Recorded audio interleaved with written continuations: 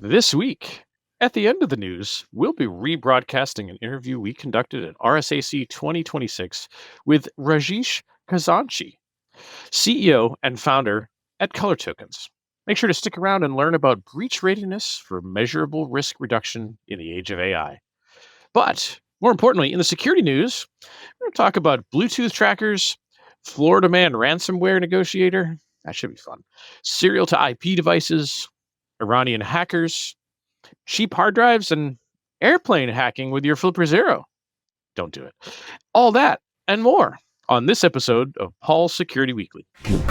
Broadcasting live from G-Unit Studios in Rhode Island, it's the show where exploits run wild, packets aren't the only things getting sniffed, and the cocktails flow steady. It's Paul's Security Weekly.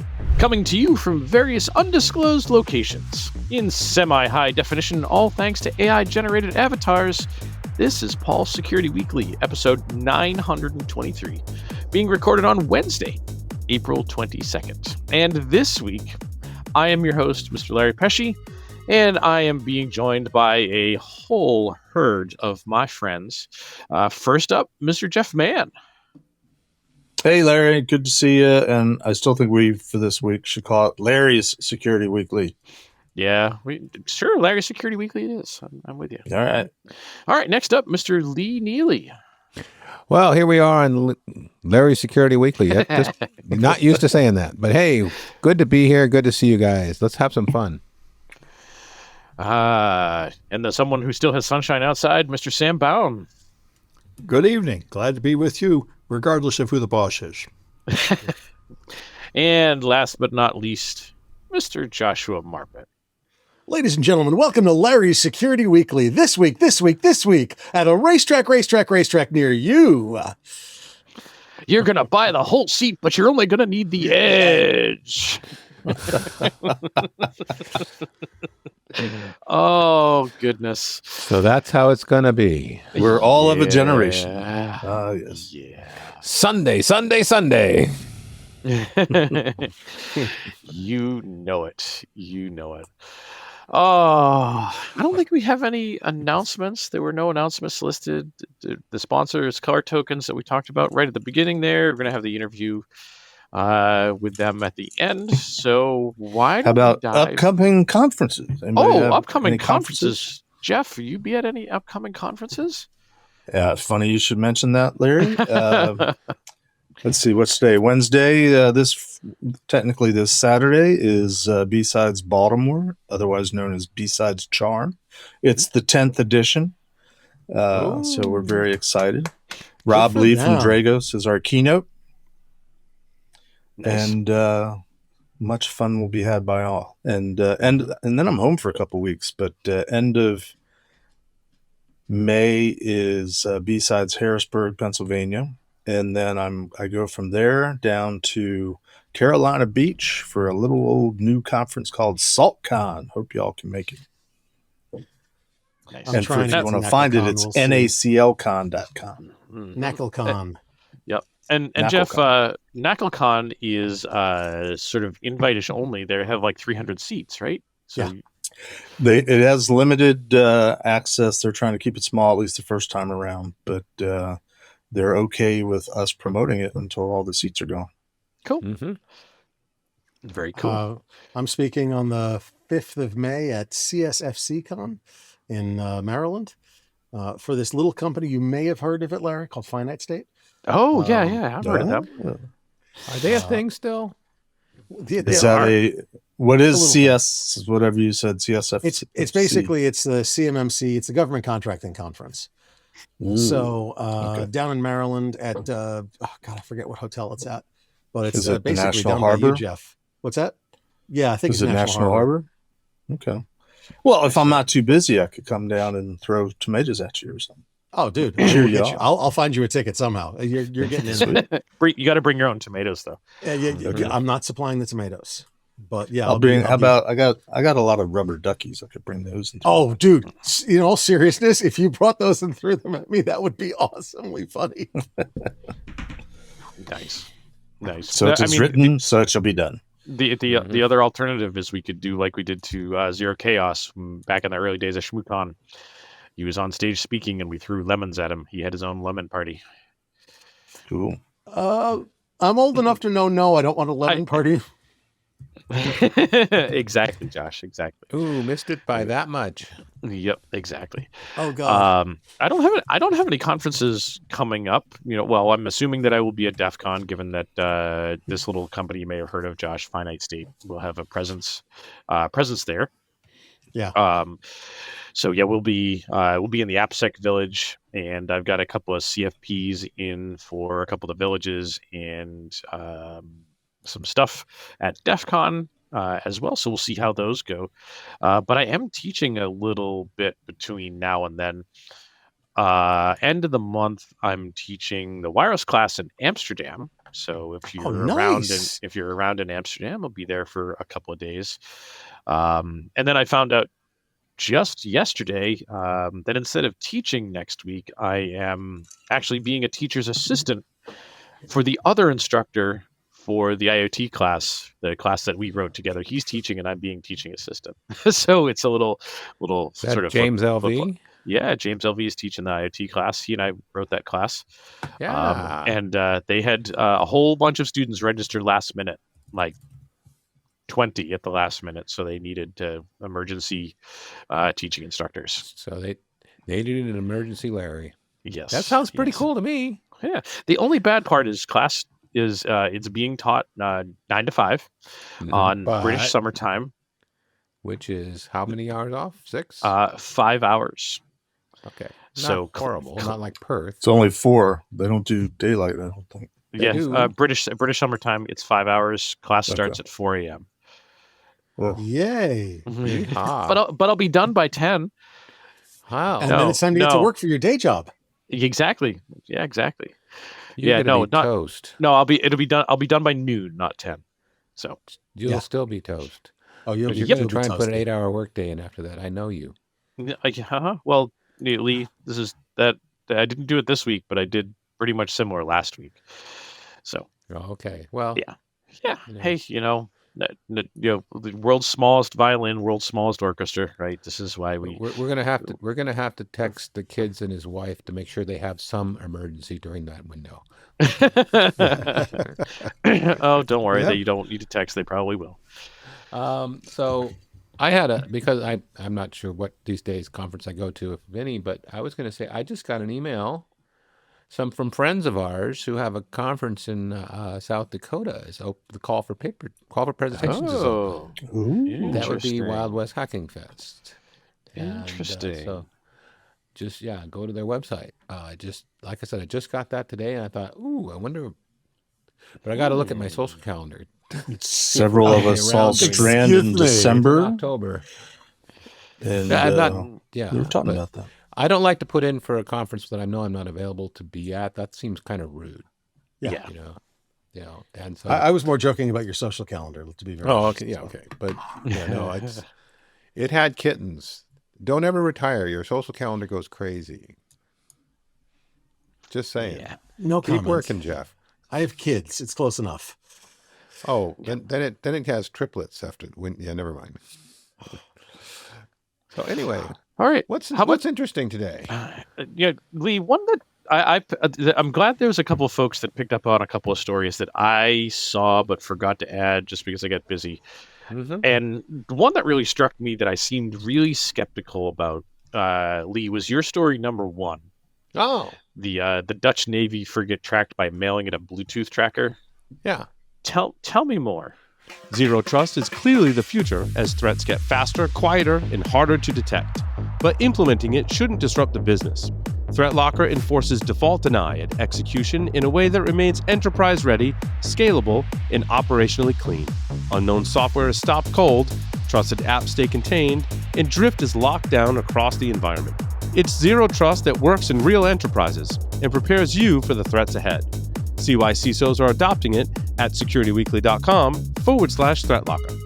So what they did is they put a Bluetooth tracker in an envelope with a letter and sent it to their equivalent of an APO for the ship, and it made its way to the ship transmitting. Where I'm a little skeptical is what was receiving it. You said Bluetooth, and I'm going, yeah. But okay, so the transmitter worked And then they managed. They didn't intercept it till it was on the ship, and then of course they killed it.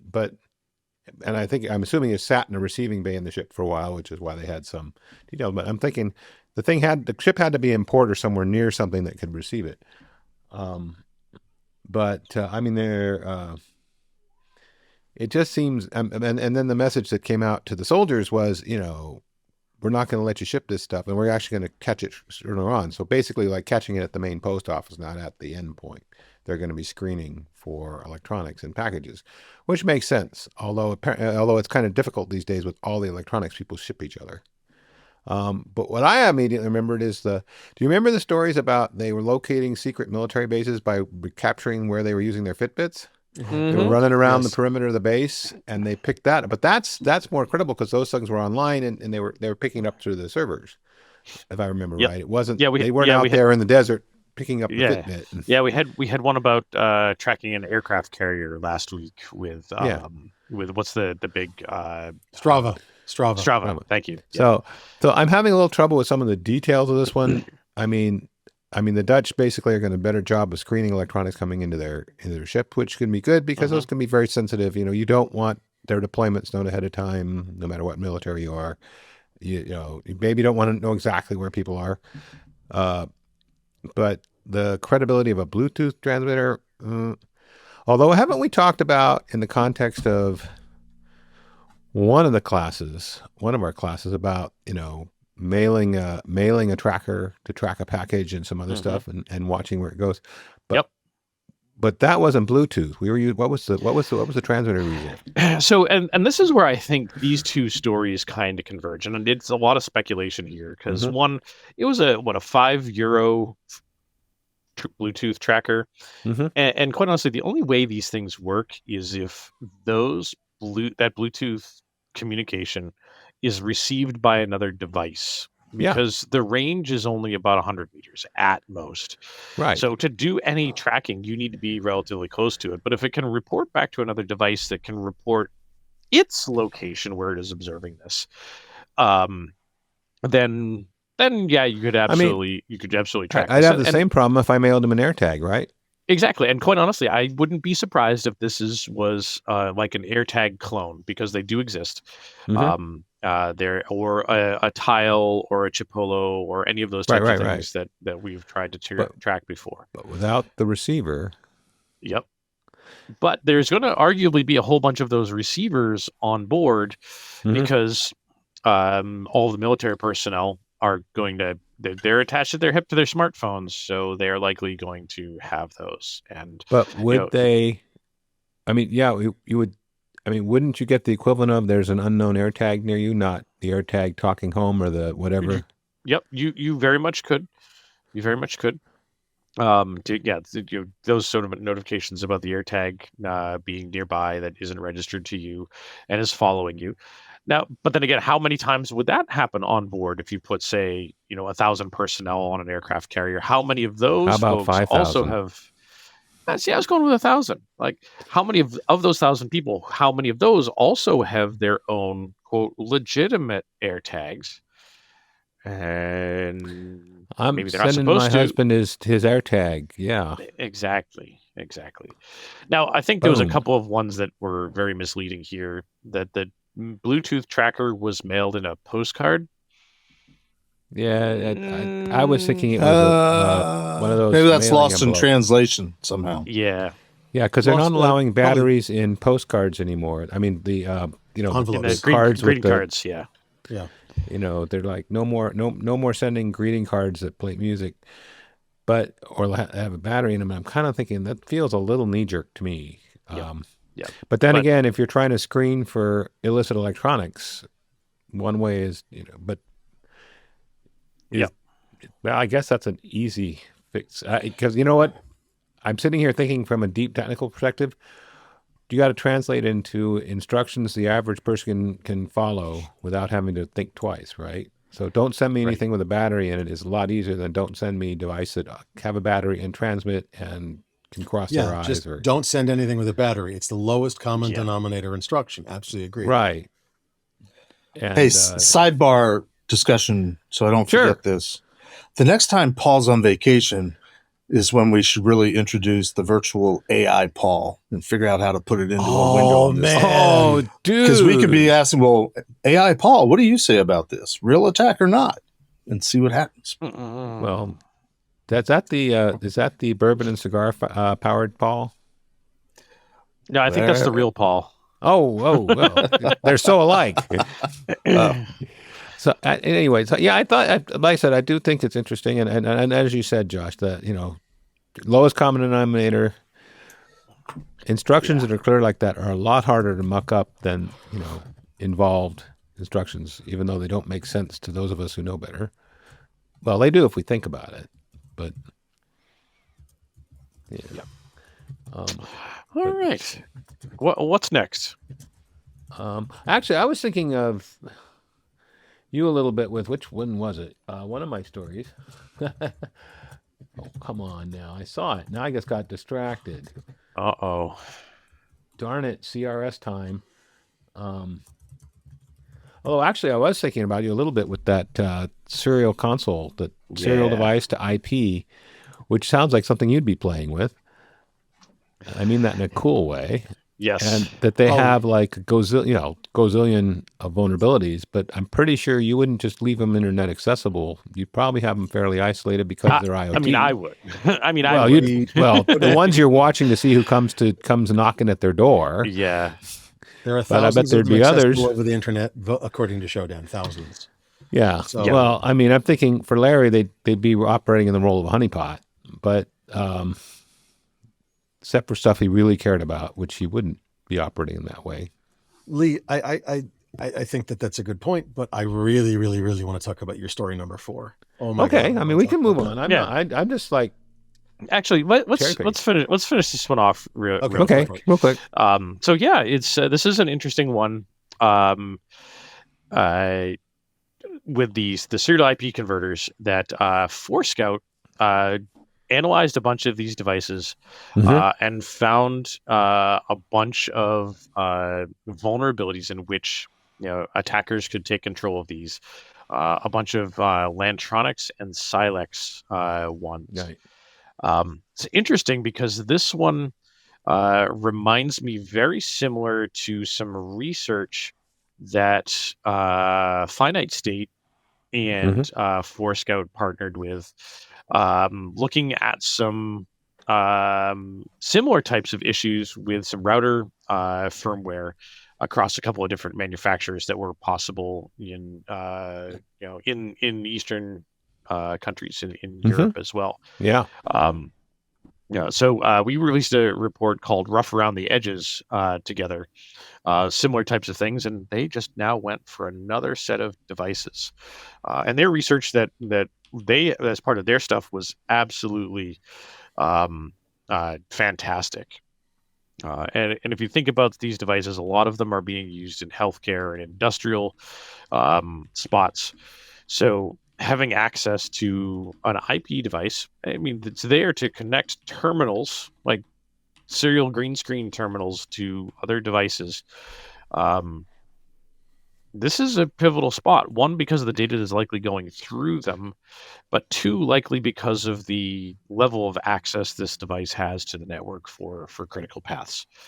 So, one of the things I was thinking about is, if you've got devices like these on your networks, do you know why they're there, what they're doing? Yeah. No, I mean, it could be for some, I'm sure the person that's using them finds it incredibly cool, but does the security defender researcher know why they're there? What purpose are they serving? I mean, I used to have a Cisco thing that was a multi-serial converter, Mm-hmm. and that I could address it over its own little web interface. So I could administer, I think it was a dozen Cisco devices through one interface.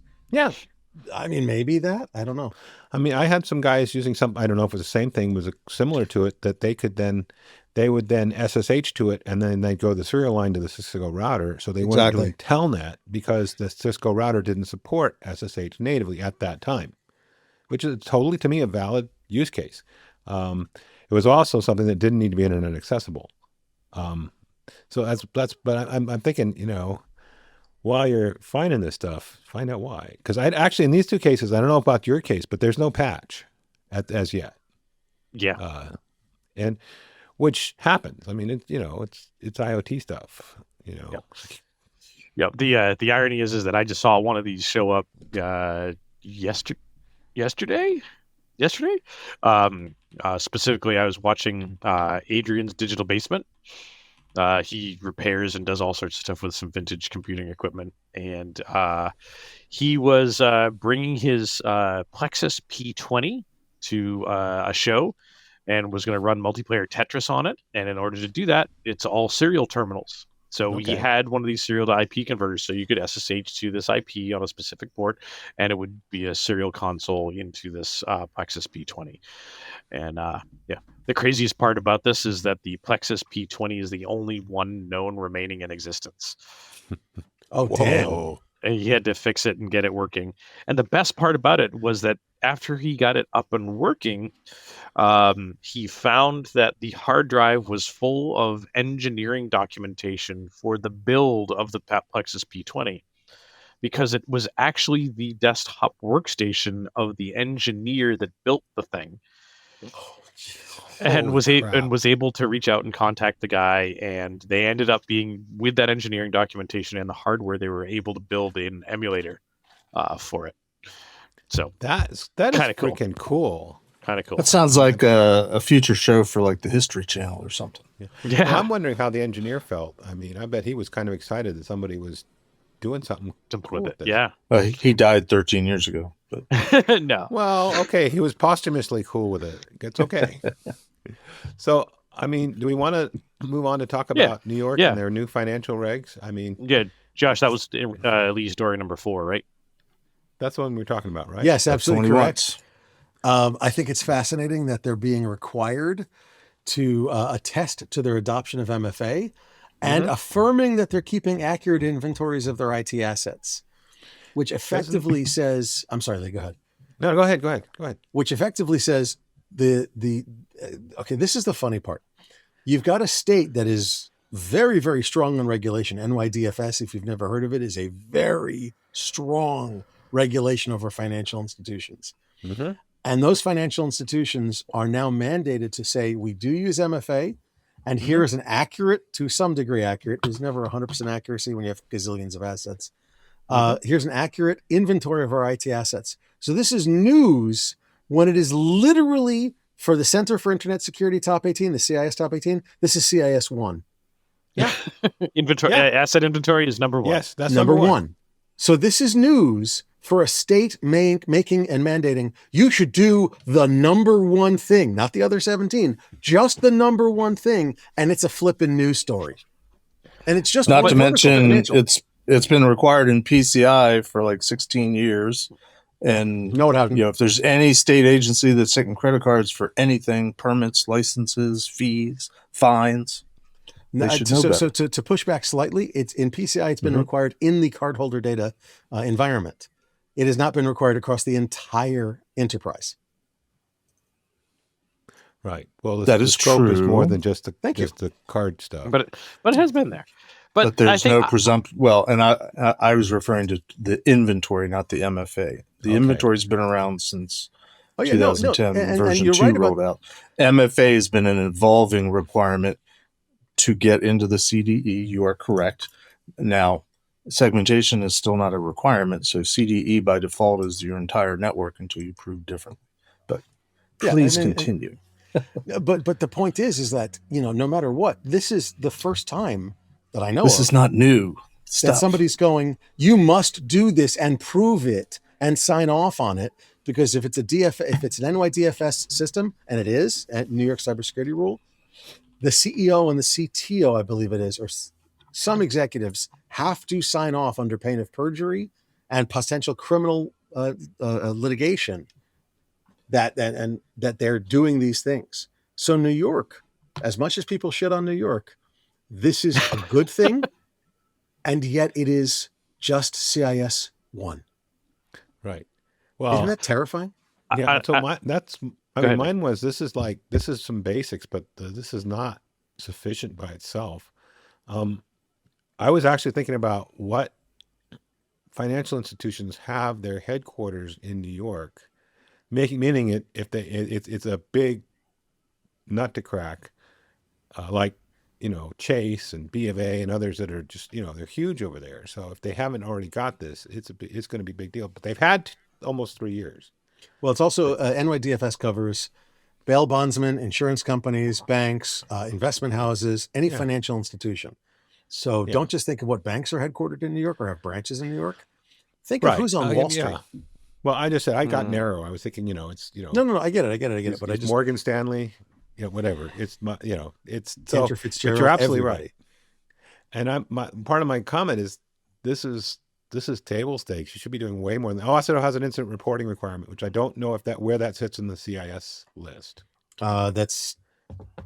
But you got to have CIS incident reporting now. I'm pretty 12? sure that's required in a bunch of other regulatory requirements. You just can't. Well, that's have an incident SEC requirement for the last Yeah. 4 years Yeah. or so. Yeah, and by the way, the CIS version 8 is the basis for the FFIEC regulations, which is what the FDIC uses to oversee and examine banks with, and the NCUA. How many examines acronyms credit can you unions use with. in one sentence, Josh? Don't ask me that because it goes. Don't really get him bad started. fast. So my question would actually be, is if there's a bunch of this stuff already in the FFIC stuff, is this overlapping or superfluous in terms of regulatory requirement? No, the FFIEC is based on CIS directly. No. Is the New York rule necessary with the other two? What regulatory requirement would you be referring to, Lee? Well, there's a bunch of financial regulatory requirements that are enforced by. I don't think any of them are regulators. this granular, though, Josh. I don't. No. that's why I'm The asking Josh, 'cause the NYDFS people actually train with the FDIC on financial regs. So they have their own, but they're based on vaguely similar stuff, and they train with the with the FDIC people, the examiners. And I know this because I teach them. So, Josh, the question is, are there regulatory requirements that these guys are already subject to, these entities that would have these types of requirement in them already? Yeah. Or is this news? No, this isn't. This shouldn't be news. Is exactly the point. Thank you, Jeff. This shouldn't be. They're subject to FFIEC. They're subject to NYDFS. They're subject to NCUA if you're a credit union. They're subject to insurance regs if you're an insurance company. And yet this is flipping news. This is like, where did table stakes and okay, old man yells at cloud, do the fundamentals. Like, come on, man. Well, I think that's somewhere in the line between the lines of what I wrote. But yes. No, you're absolutely correct, sir. Sorry, just crazy. No. I why is this news? And that's, the implication is they aren't meeting it, right? It would be newsworthy if they were failing to meet it. I guess my question is, if it's already regulatory requirements, why aren't they getting in trouble for not doing it? Define trouble. That's the problem. What is the sanction if you don't meet something? Now, in most places, the sanction is a consent order. The sanction is a poem. You should do this by such and such a date. Under NYDFS, the sanctions are you could go to jail, and that's why NYDFS is having much more impact. It's the more impactful penalty phase. Yep. That's why. Yeah, But that would do it. what we used to call consequences. Yes. Well, remember Sarbanes-Oxley, SOX. When Sarbanes-Oxley suddenly showed up and you had to have your CEO and CFO sign off, and if they screwed up, it was an honest mistake, they were okay with that.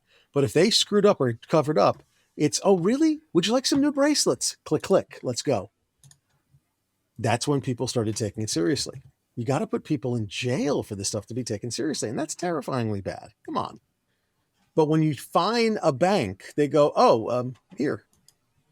If the only sanction for breaking a law is a financial one to a financial entity, it's just taken as a cost of doing business. Hey, It's a wonder PCI had such teeth over these last 20 years. Voluntary kudos. requirements. They're You not don't voluntary have. if You don't want have to credit take card. the Visa card. Well, that's the You thing. don't If you have want to to be in take business, MasterCard. you have to do PCI. The So sanctions financial are solid. incentive. It's not a financial incentive. It's a financial sanction. and that's appropriate. I'm not saying that's a bad thing. It's a good thing, just to be clear. You say, agree with okay. So, hey, I Sorry. was looking at Go. the list. I Cool was hand, wondering, Luke. It's positive want- reinforcement. You want to talk about Flipper Zero, Larry? Uh, No, or Actually, how about? I do. Before that, though, I was hoping that maybe Sam would throw us one of his stories. Yeah. Yes, How about it, Sam. Yeah, well- I picked up on your story number 9 just because Florida man. But feel free to throw anyone that you have of interest. Well, I just want to mention number 2, which could be good news for everybody. You wonder what your old email in Slack is worth. The answer is hundreds of thousands of dollars. This company went broke with 13 years of history, and they sold their old internal messages to an AI company for training and made hundreds of thousands of dollars. I think everybody else could do this too, even companies that haven't shut down yet. They claim they're anonymizing it, although they're not sure if that anonymization is good enough, which is a legitimate concern. But apparently that training data is worth a lot. Huh. Speaking of which, did anybody pick up on the story? I heard it on the television news today that Google is planning on monitoring all of their employees to feed their AI engines. Yeah, monitoring their mouse movements and stuff. Yeah, like you guys everything. What? And I Keystroke don't understand monitoring. what that's good for, except to bypass captchas. But they think you want to learn to type like a human and move the mouse like a human. All right. Here I was thinking monitor mouse movements would be an interesting entropy generating rule, but It could be that too. But although there's plenty of I ways to think generate that you're entropy. closer to the truth, mister. Yeah, but anyway, the Florida man story I think is also important because you hire ransomware negotiators, and how much do you trust them and how much do you know about them? Because this guy was working for both sides. He would talk to the company and find out what their largest bid was and then tell the other guys how much money they could squeeze out of them. So that's clearly a temptation, being in the position of a negotiator. So he was a You broker. You could exploit both Essentially. sides instead of honestly serving the side you claim to be serving. And now he's got a prison term out of it. Yeah. But I wonder, how much do you know about your ransomware negotiator? Probably not much, I'm guessing. Florida man.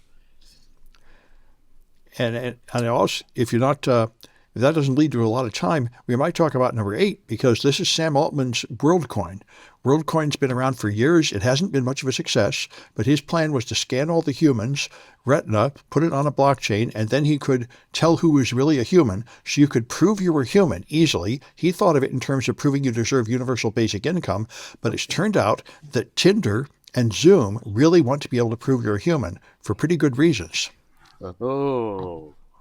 So you'd like to know that the person you're chatting with on a dating site is really a human, and you'd like to know the people on Zoom are not AI replicas but real humans. And so they've decided to integrate with WorldCoin to provide that assurance. And if he figures out how to use it to show how old you are, I think he'll make a pile of money because everybody needs that now, and nobody has a good solution. And WorldCoin You're might be a talking good about solution the for that. OS requirement to have the age Yeah. verification? Yeah. Also, the European requirement, and many states are. Everybody is trying to do age gating, and WorldCoin could be used to prove that you're of a certain age. So, Cool I think and Sam- creepy. Wait, how does this? Yeah, but so he's- there's a token that proves you're a certain age. yeah, you have to scan your eyeball, and then it puts you on the blockchain, and it rewards you with a certain amount of tokens, and it rewards the person who gave you the device with a certain amount of tokens. And so he sold this as a way to make money. And it turned out that the coin wasn't really worth much, so people felt ripped off. And it only spread through, other countries with a lower amount of disposable income. It never became popular in America. But Sam Altman said, pretty soon you're going to really need proof of who's a human and who's a bot. And you're all going to come to me because I've got it. And he might be right. Interesting. Because, there's all kinds of studies showing that, there's a music download site that found that half the music being uploaded is AI, and most of the streams listening to it are AI for scams. So, as I already said, the internet is more than 50% AI slop now. So everywhere you go, you don't know who you're talking to, and a lot of them are AIs, and there's a real need to have some kind of proof that things are actually generated by a human. That 50% seems really, really, really high, given the amount of content that's on the internet currently. I've heard that if you're number on from at least Reddit, a year ago. It's pretty true. No, it's in places that most humans don't see it, like long comment chains and stuff. But it's like, think of all the search engine manipulation stuff that's been going on for years. Good point. Somewhat And think related. about how much your email is spam. Your email is certainly more than 50% spam. It's more like 90%. So Somewhat Yeah. related, a friend of mine, Fergus Hay, contacted me last week. I think, did I have it on the news notes last week? I forget. But he has a company called the Hacking Games, which is trying to turn young people to the side of good rather than bad, that are learning hacking skills on gaming. And they had a ABC Nightline segment, and I watched it with my 8-year-old grandson, who is an avid Roblox user, so he was very interested in it. And then we were talking about how Roblox now has age verification. And I'll try to get word for word what my 8-year-old grandson said. That's so freaking stupid. They want us to show our face to the AI. No effing way. So they just get their older sister to log them in. He and his sister. Yes, and that is one of the workarounds. The EU's age, that's by story number 11. The EU's age verification app can be hacked. The hack you just described is really devastating. Just get somebody older to sign in. But there's also had the usual kind of flaws, like they Christ. you could delete some files related to the PIN, and then you could reset the PIN, but it still let you access the previously designated accounts. So it had various, technical flaws as well.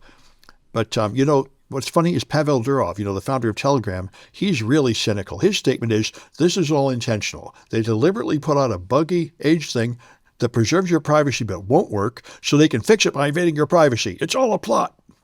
I believe it. I don't know if that's true, but that may very well be how it turns out. Sometimes, like, hey, you're going to need to figure out how to figure out who's not a bot. This may be one of those moments. Hey, That's right. well, you guys have been going on.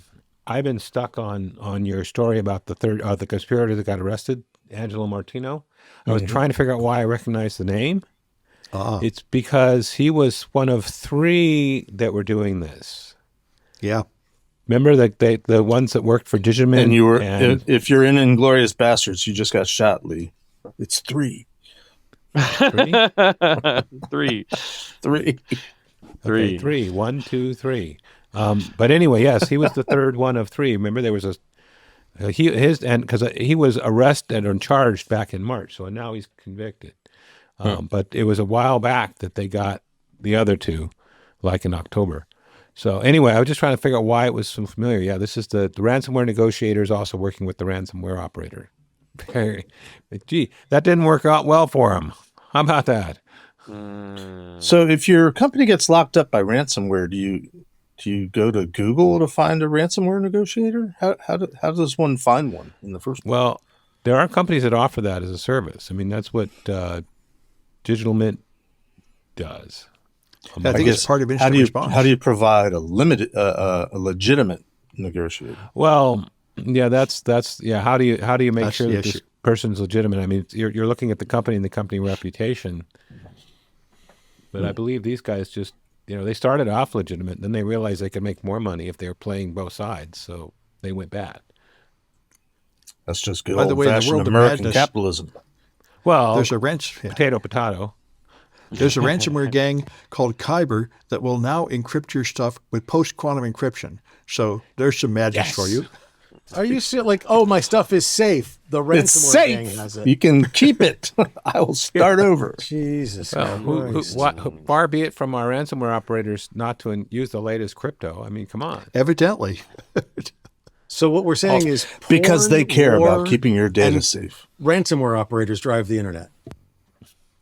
Well, porn and ransomware, yes. Yeah. Yep. What's that song? The internet is for porn. Mm-hmm. The internet's for porn. Yes. Very melodic. Yeah. The question is, what's that from? Avenue Q. That's it. Yes, that's what I was trying to remember. Avenue Q. Yes. Thank you. That was a great show. I saw it twice. It was so freaking good. It is funny. It was hilarious.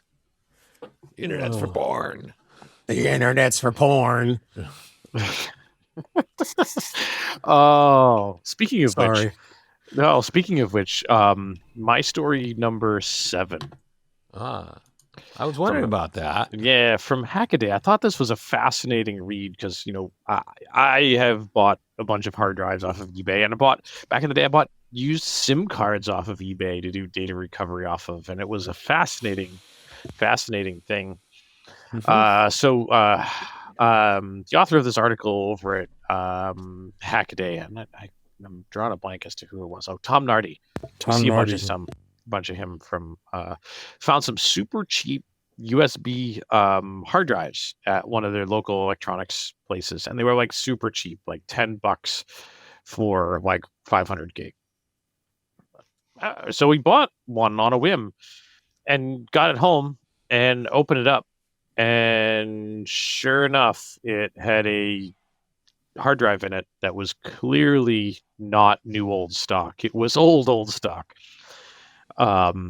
So the first question were, great, this is a clearly an old drive. How used is it?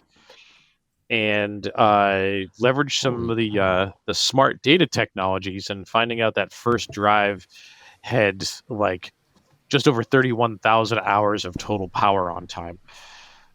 That was and bought as a new drive? Bought as a new drive, yeah. But it was basically a hard drive in an enclosure. And the enclosures were new, and they were being sold as dry, super cheap, $10 or 500 gig.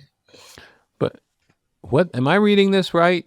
It'd been running for 31,000 hours, but it had 9,500 power cyclings, which is like, how often is that in the 3.5 years? Is 31,000 hours? That's like, damn. That's a lot. 10 times a day. I mean, yeah. Remember, we're not supposed to do why math. Is that drive even spinning anymore? Exactly. Spinning rust, becoming rust faster. Yeah. Mm-hmm. Did anybody mention whether there was any data remnant on these drives? Yes. That's where my ears perk up. Yeah. So he ran PhotoRec on the drive, and got a couple hundred personal photographs, formal portraits, a bunch of docs and PDFs and all this type of stuff. Business proposals for various civil engineering projects with the Minhang district of Shanghai, worth millions of dollars. And yeah, like they were clearly salvaged drives that were salvaged from the electronics recycler, placed in these cases. And I'm sorry, they weren't 500 gig; they were 80 gig. Jesus. Yeah. And he's like, "All right, well, 1's a lark, but 4 is statistically important." So he went and bought 3 more of these drives from the same retailer, opened them all up, and turns out every single one of the drives inside was different. Different manufacturers, different sizes. One of them was actually 100 gig, but it had been partitioned to 80 to match the standard that they were selling them at. So it just had slightly bigger ones and zeros? How does that work? Yeah, Okay. yeah, just slightly bigger. Like a larger font size or something. Yeah, So exactly. I was expecting him to, and I haven't read everything yet here, but I kept expecting him to, he plugged one of these in, his system got popped, because it had another payload on it. No, what happens is they use really, really cheap recycled drives. They put them in a case. They use a disk configuration overlay, a DCO, to say, oh no, this is a 1 terabyte USB drive. Oh my goodness, I'm getting it for $20. This is awesome. Yeah, it was basically an 80, like I've seen this as low as 256 meg drive that has a couple of things. It has a DCO, a disk configuration overlay, to tell you that when you put it in, it reads as a 1 terabyte drive. And then so if you stick a 0.5 terabyte file in one of these, it just goes, oh yeah, I'll take that file, no problem. And then circular buffer just destroys the rest of the file. Yeah. Josh, these did not have DCOs. These were actually legitimate drives, but the fact that they were 20-year-old drives being sold as new, 20-year-old used drives being sold as new, and were not wiped properly whatsoever. Yeah, that one is like, what the heck? Yep. He did file recovery on all 4, found AutoCAD drawings, bill of materials, schematics, blah blah blah. He figures that they're probably off-lease computers used by engineering firms. And the 4th drive, he said, was completely different because it had 32 gigs worth of Hollywood movies, most recently, which was released in 2010. And it probably came out of someone's home media center, but all of the movies were dubbed in Chinese. Whoops. Reminds me of a story. Yeah. Back in my Life is like a NSA box of days, chocolates. it was probably, my guess would have been 1994. I was visiting a satellite facility associated with NSA. Doesn't matter where it was. And they had what we would have called at the time a mini computer or a server. And I forget why we were there, probably to do a security assessment or check the configuration of this thing. I was shocked to find a whole lot of data on it. And it turns out the server had been on the fritz. And so they had it serviced, and whoever the support team had put a new hard drive in it, but it was a reconditioned, refurbished hard drive. And it had the entire inventory and transaction database. Remember the company called Toys R Us? Oh, damn. Yeah. It was all of Toys R Us's data, but it was now on a classified computer within a SCIF. I'm like, well, there's an interesting story that I'll tell someday in the distant future. That's weird. Seriously? So all that to say is, hard drives have been reconditioned and refurbished for decades because they used to be really expensive. They probably still are in a certain context, but not a new problem. But you'd think, who was it that was saying the fundamentals? All of us Some in unison? jackass. Those damn curmudgeons. What are you going to do? Well, speaking of the fundamentals, I had a story about Vercel, and I think, Lee, you had also a story about Vercel? Had Vercel. So it's the trifecta. My particular version of it was anybody got hurt by Vercel going down, right? No, They didn't go down. They just had all of their data stolen, right? Yeah. Well, it could have caused, in certain companies that were very careful about security, it could have caused a security incident or an incident response or something. And it was just so inconveniently timed. Apparently it was on the weekend. So very frustrating. So what happened? People that had to deal with that. So what happened? People were stupid. Well, that goes without saying, Josh. But what was the how did it happen, and what was the exposure? I can quote to you from my article because it summarizes it fairly succinctly. In a cascading illustration of unintended consequences, which is how these breaches usually happen, threat actors compromised an AI tool vendor, then used that access this past weekend to compromise software security vendor Vercel, possibly other organizations. What they found out was that one of their employees had, am I allowed to say? I guess I can just read the article. The AI tool was context.ai, and it was misconfigured and grabbed a compromised OAuth token, which basically gave it access. I guess the guy had it on his laptop, but it gave him access to things inside of Vercel. That's not Google's correct. Vercel's Google Workspace. That is not entirely correct. It is very spun, if I may. Okay. Sure. The guy was looking for hacked versions of, I don't think it was Minecraft, but it was similar. Roblox. It was Roblox. Yep. Roblox. And what happened was he went on his work laptop to find some hacks for Roblox, downloaded a cracker. The cracker was backdoored, and it yanked every key he had on his laptop and sent it off to the nasty guys. Yeah, it says that later on in this article that the Roblox download contained an info stealer. Yeah. So he, working for a DevSecOps vendor like Vercel, he managed to use his work laptop to look for a cracked version of Roblox and to effectively get all of his tokens stolen, which allowed them into the Vercel systems. Once that was done, he it basically said, "Oh, the only reason they found this out was they were offering all of Vercel's data for sale for some ridiculous amount of money, $2 million. $2 million." Yep. Yeah. So to recap, person goes looking for game cheats, find game cheats. The game cheat is backdoored, steals Oauth tokens for context.ai. Context.ai was not approved by Vercel, yet this particular person on their system had installed Context.ai and granted it access to their Google workspace. Yes. So this is by shadow having IT. So then they exactly into Vercel. This Yeah, is which shadow lab- IT using your work laptop for personal purposes, using your work laptop for personal purposes, including looking for cracked versions of games. And so basically what we're calling it is stupidity. You're fired. Yeah. I liked the summary quote that I'll give him credit. David Lindner, who's the CISO for Contrast Security. Yep.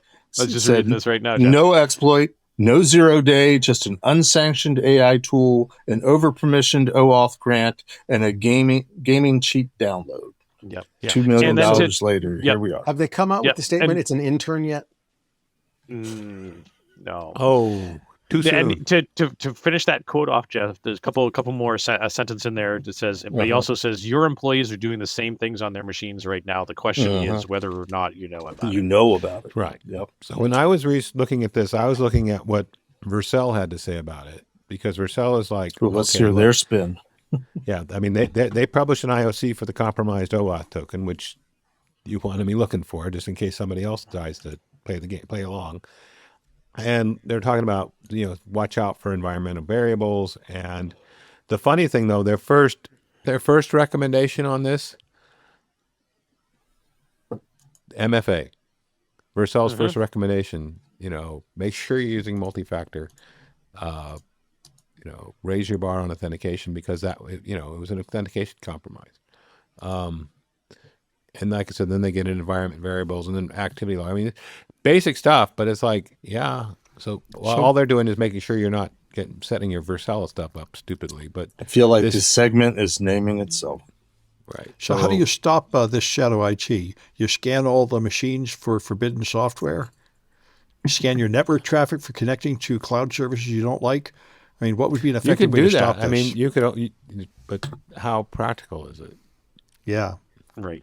I mean, there was a time we could say only allow connections to authorized cloud services. Remember, I've said that in the past tense. Yeah. But I don't think that's really viable anymore.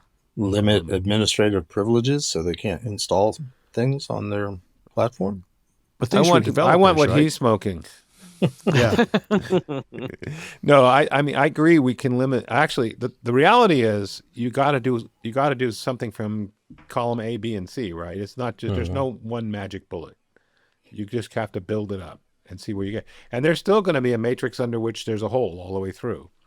But How about you're limited gonna try and administrative reduce access to production environments, to just-in-time and privileged access management systems? Right. I that's yet another really good thing to do. I'm not saying no. I'm just saying it's not a list of one. Oh no, totally not. Yeah, no, it's a long list of. Oh wait, what's that word again, Jeff? What was that word again? Fundamentals.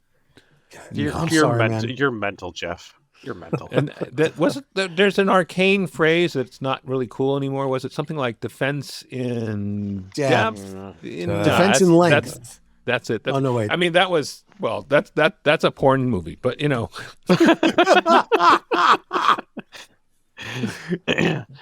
Not that kind of defense, though. You have to track that with Bluetooth. Actually, oh God, no, we're not doing Bluetooth butt plugs again. Okay, we're not. Again. You said again. So I mean, what it comes back to, the, how many times have I read that fundamentals, story? defense. It's easy to get looking at the sexy stuff and forget to do the basics. Well, not just the sexy stuff. There's Well- there's an industry driven desire and belief that there is this elusive, call it your silver bullet, call it your No more holy porn. grail, call it something that I don't have to think about the security things. It just does it for me. If it's in the cloud, it's secure. Speaking of which, Zscaler is pretty much claiming to be that one all-in-one tool, and it probably would have stopped this, wouldn't it? Oh, really? I don't think so. I don't think so. I could be wrong. They're intended to be basically they're a forward and reverse proxy. Yeah. They also they also take a lot of the boxes when it comes to zero trust. I mean, Yeah, I guess maybe and I'm not faulting them yeah. that, but I'm not sure Yeah. that they would have prevented this. Yeah, maybe you're Not right. sure. I mean, that's like the enterprise browser, which you can apply security policy, but the underlying components are not necessarily then protected. Although I guess you could set your IDM to only allow connections from the enterprise browser or something. There are good products out there. Zscaler happens to be one of them. Yeah, no, I'm not a Proofpoint- Zscaler hater, by the way. No, neither am I. There's Proofpoint for mail. There's Zscaler for network. There's CrowdStrike for EDR. There's a lot of good products out there. Don't get me wrong. None of them are silver bullets for all problems. Period. End of story. And as much as Microsoft would like to make you think that Defender is, and Defender is a great tool, Right. there's nothing that is silver bullet. Right. I mean, even just in one of my stories is a 0 day that was a Defender, and Microsoft issued a patch. And I don't fault them that they were. I mean, Defender is a good tool. You got to know what it's for. Right. Just like CrowdStrike's a really good tool. What's it for? Not going to help you as a proxy. Imagine trying to use CrowdStrike as a proxy. That's just terrifying. I had to do something to make you laugh, buddy. Oh my God. That was good. That was really good. Yeah. CrowdStrike as a proxy. Oh my God. I have a friend that would try it. I swear to God. You can admit it, Josh. It's you. No, I wouldn't. I'd be like, what the? No. Asking for a friend. Dang, we're having fun tonight. Don't we have fun every Wednesday night? Yeah, we are. But this is all about me, so I'm having a fun time. This is all about me. Me. I'm on fire. Put me out. You're just Jeff, so rude. Larry. Jack- oh, your story number 5: Claude Mythos and the AI cybersecurity wake-up call. Uh-huh. Yeah, tell me more. Somewhere right now, an attacker is testing the parts of your app your security tools cannot reach. The authenticated areas, the login flows, the hidden functionality behind credentials. Secure AI Navigator changes that. It automatically navigates real login flows just like an attacker would, exposing vulnerabilities and data leaks hiding behind authentication across user roles, session states, and authenticated API calls. No scripts to write, no brittle automation to maintain, just complete coverage in minutes instead of days. Because "we didn't test behind login" are the worst words in an incident report. Learn more at securityweekly.com/nowsecure. Oh, let me flip over to it. Gotcha. You want to know more than just the catchy? Well, I was posting something to our Slack channel. I mean, was it last week that our segment was called the Vulnpocalypse? That's been the trendy term for the last couple of weeks. The Vulnpocalypse. I love it. Yeah, Oh, you said the F word again. I did. I'm sorry. I mostly, honestly, just grabbed it because of the headline, and I know this stuff we've been talking about. Mythos has the capability, the promise of finding lots and lots and lots of vulnerabilities and lots of things that we thought was otherwise secure, to the point that they're not wanting to release it publicly, Right. and so on and so forth. I mean, so I forgot to mention when we were talking about conferences, I was in Arkansas last week at Hack NWA on Friday, and then Walmart's Give Back to the Community cybersecurity conference called SparkCon. Nice. So I was at a booth on Saturday, but on Friday there was a lot of discussions and talks about all things AI And I even threw in a slide about the Vulnpocalypse because it just sounds. We've had a lull in vulnerability locos. Now we just have an AI generated graphic that can depict the Vulnpocalypse. I think we were talking in the last week or two about how doesn't it all kind of even out in the end? AI can be used for the bad, but can also be used for the good. Somehow it seems like the bad guys are always able to afford it more, maybe because they're stealing it and the good guys can't afford to pay for it. But in theory, I'm not too spun up about it because it hopefully evens out in the end. But I thought this was a catchy article and wanted to use it as a conversation starter or continuation with our esteemed group here. So I think you pulled out some great quotes from that article, Jeff. Yeah. But Lee, go ahead. So one of the things I was thinking of, there was an unsolicited email I saw somewhere in the last couple of days about spam. people having Sorry. unauthorized copies of Mythos. And Yes. I mean, Yes, or I wouldn't necessarily copies, but unauthorized access. Right, And that was, either way.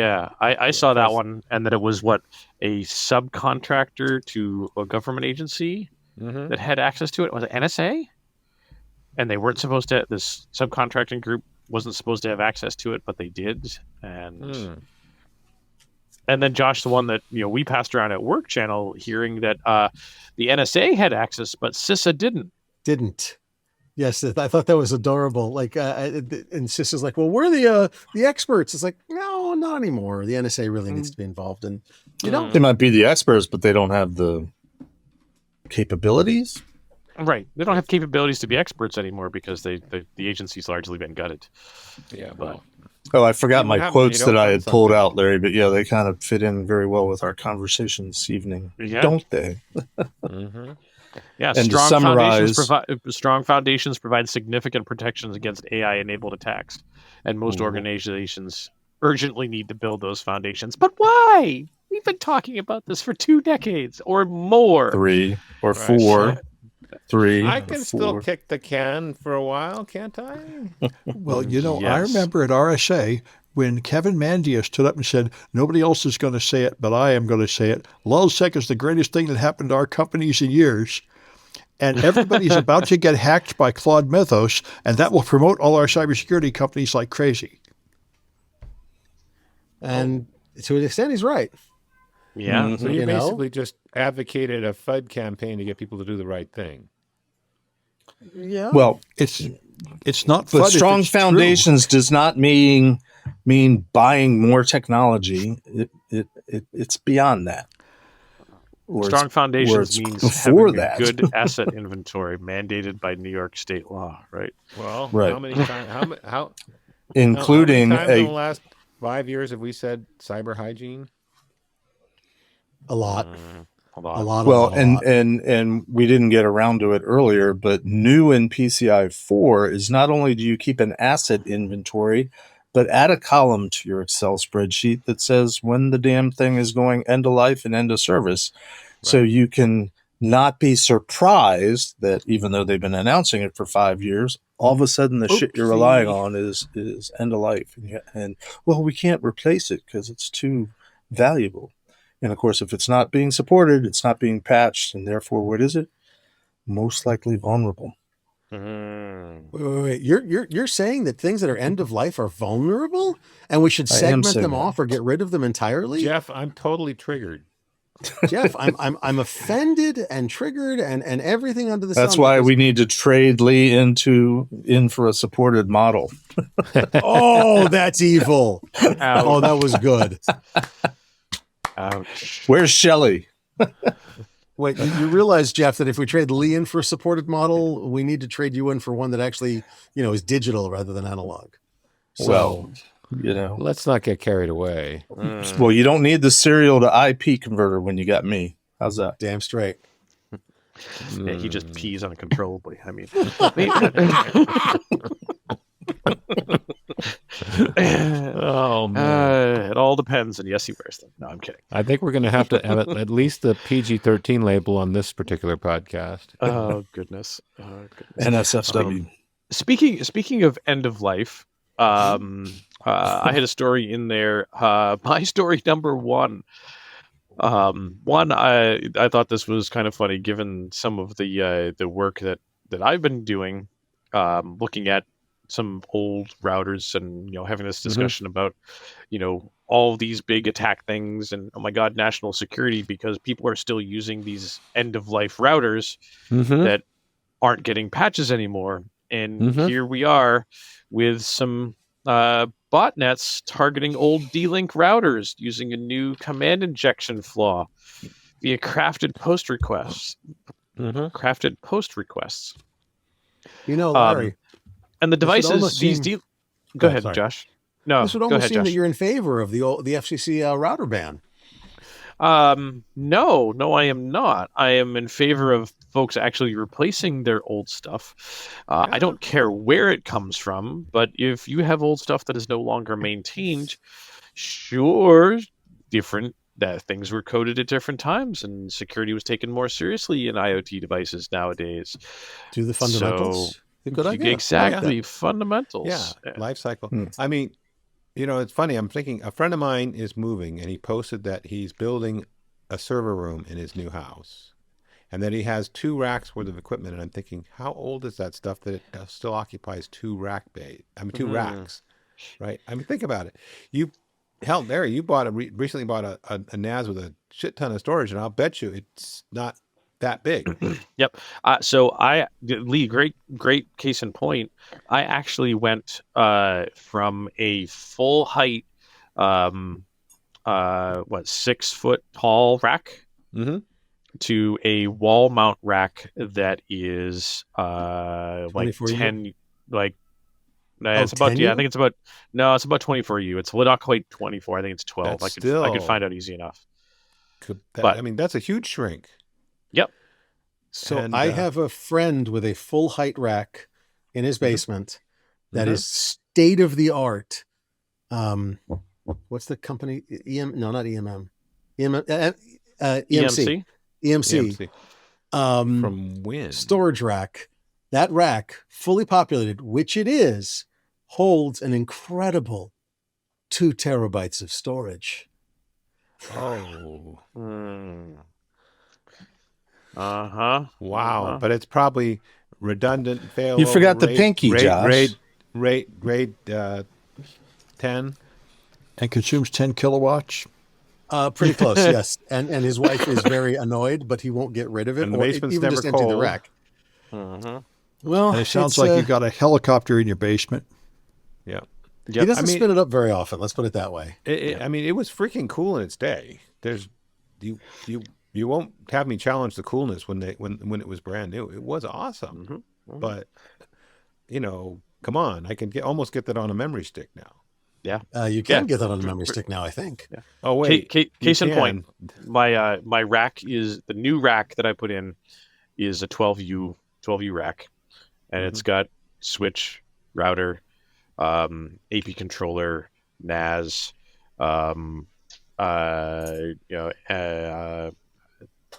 digital mode, radio, receiver, internet connector.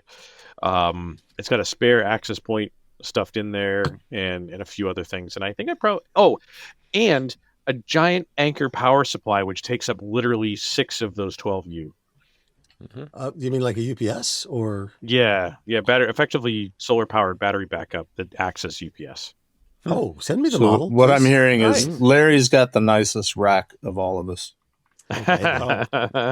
nice rack. But compare that to what folks we know and talk about have that they're carrying around with them.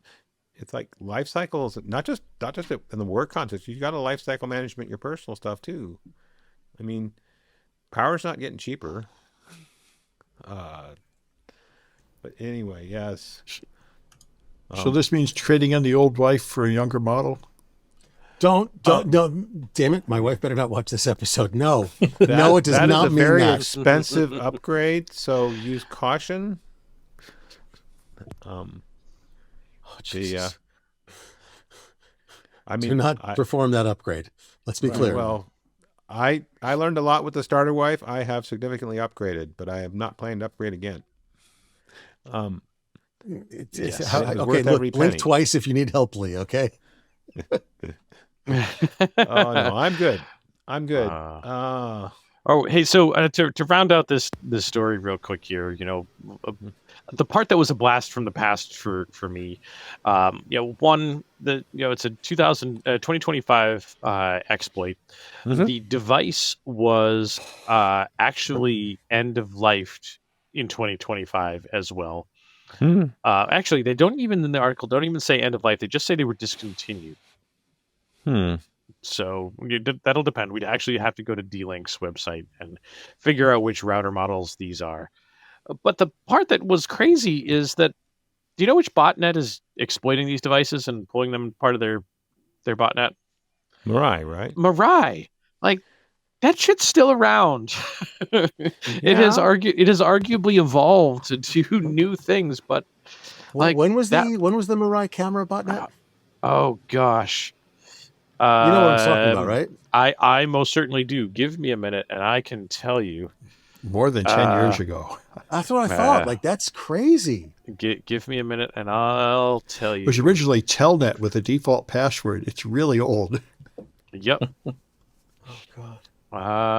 Mirai came out in 2016. Oh my God, it's 10 years. Yep. 10 It's years 10 old? years. Yep. Dude, something's wrong with that picture. That happens to be slide number 5 on day 1 of the IoT class. So, Josh, there's a corollary here. If you're not doing the fundamentals, old things still work. Old hacks still work. Yeah, that's absolutely true. Well said. Very well said, Jeff. I got to give you a lot of credit on that. If you don't patch, if you don't update, if you don't replace your end-of-life stuff, old hacks will work on your shit. Somebody clip that. And all the new technology that's monitoring it isn't going to catch it because they're not looking at the unsupported stuff. And you're probably not, let's be honest, you're probably not monitoring for the right things because you're not updating your monitoring to look for new IOCs and everything else. And who does the old ones anyway? Let's look for the new stuff. Well, no, I mean, the most hacks, the most vulnerabilities and the most exploit code is written on the long-term support versions of Ubuntu, of Firefox, of various things, because that's where it's worth their time because people will stay there for a long time.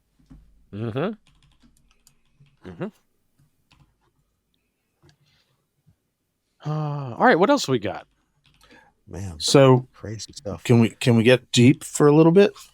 Well, I don't know if it's maybe. deep. I think it's interesting. You mentioned you're going to be speaking. Is it virtually in Amsterdam, or are you going to Amsterdam? I am going to Amsterdam. Okay. So our friend Chris Kubetschka, who lives in Amsterdam, she sent me a link to I think it's my. What did I say? Kubetschka. She pronounces it different every time I talk to her. This is also Sec Evangelism. She reached out to me on Signal today and sent me a link to her Reddit page where she is soliciting questions that anybody wants to ask any Iranians, because she has some friends that are Iranian hackers that have figured out how to circumvent the internet blackout that's currently in Iran. So if you have any questions you'd ever like to ask anybody that's facing imminent annihilation, now's the time to ask, which I think is fascinating. Interesting. So what would you ask somebody that's in a war zone? I mean, it's not a war because it's not declared a war. What would you call it? Right. A conflict zone? A police action? We're splitting hairs on that one, but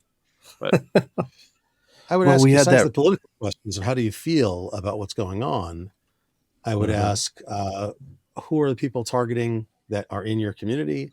Are people targeting? Are you working more on survival mode or more on reaching out and touching someone in a bad way?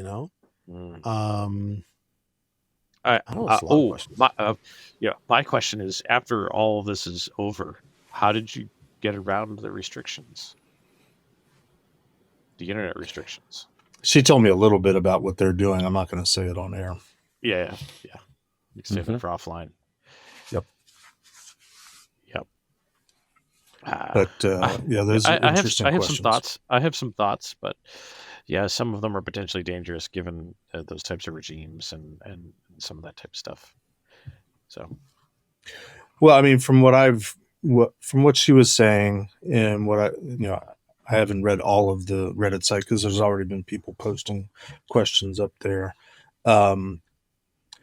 There is a angle to this engagement that purports to be wanting to overthrow regime and essentially free the citizens of this country.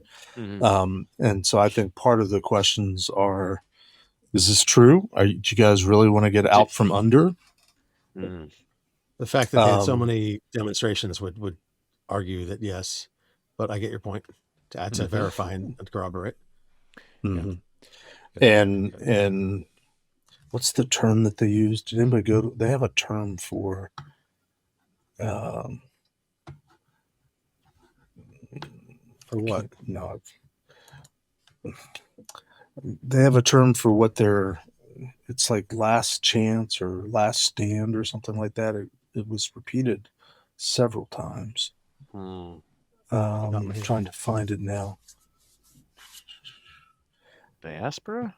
Final call. I'm sorry. Final call. Are there any signs that the people are prepared for the final call? And I saw the final call being repeated several times. I don't know. I think it's interesting to actually have a different perspective that's hopefully beyond the I use this term very loosely, news cycle, and the things that were fed. In the old days, us old timers knew it as propaganda, but all the deep fakes and all the pitched messaging. It's hard to know what's going on in anywhere in the world at any given time. So to have a glimpse of people that are actually on the ground, I think it's kind of fascinating, and it's a little bit sobering, if you ask me, because they are, they're trying to deal with like, how are we going to eat, how are we going to find power, so on and so forth, drinking water, yet alone, being blown up and stuff like that. And let alone getting access to the internet to spread their word to, outside of the country. So. So along those lines, Shark, who's participating on the chat, it's so nice to have somebody watching us record live again, just like old time. His question is, to an Iranian-born person that lives in the USA, what are sources of news that you consider trustworthy?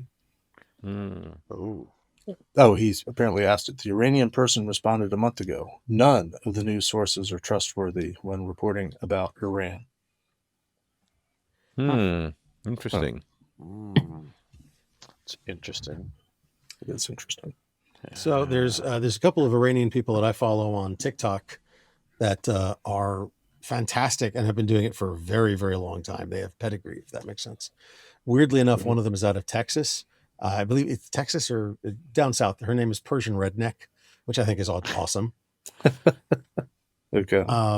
And she's got a very interesting view on this. Her view is that we've been protesting for years, and they were killing between 5,000 and 20,000 people in a single night, I think it was, of the protests, and yet they were still coming out and protesting, which is incredible courage, and I give them a lot of credit. The Iranian people are lovely people. It's the IRGC, which is the Iranian government, which is, like, if you look at pictures of Tehran from the 1970s, and then you look at pictures of Tehran today, it's very, very different.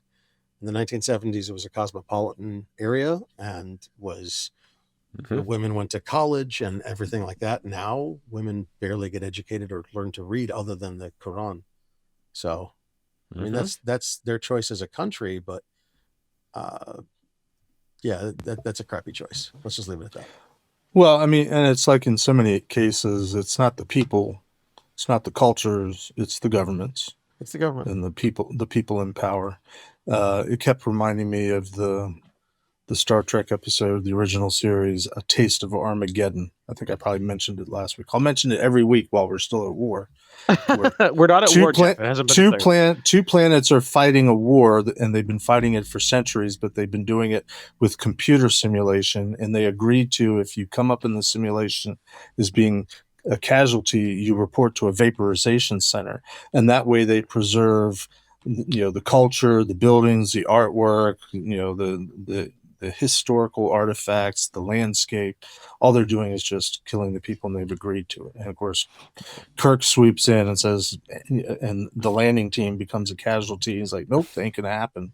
So he blows up the whole game and makes them have to fight real physical warfare, which is bloody and dirty. And if you think it's so bloody and dirty, maybe you'll think about some way to stop doing it. Yeah. Got a point. Yep. Hey, to maybe move us out of the political realm a little bit, Sam, you had 2 stories on some quantum resistant stuff. That wasn't political. It was just world news, Larry. It was. It was.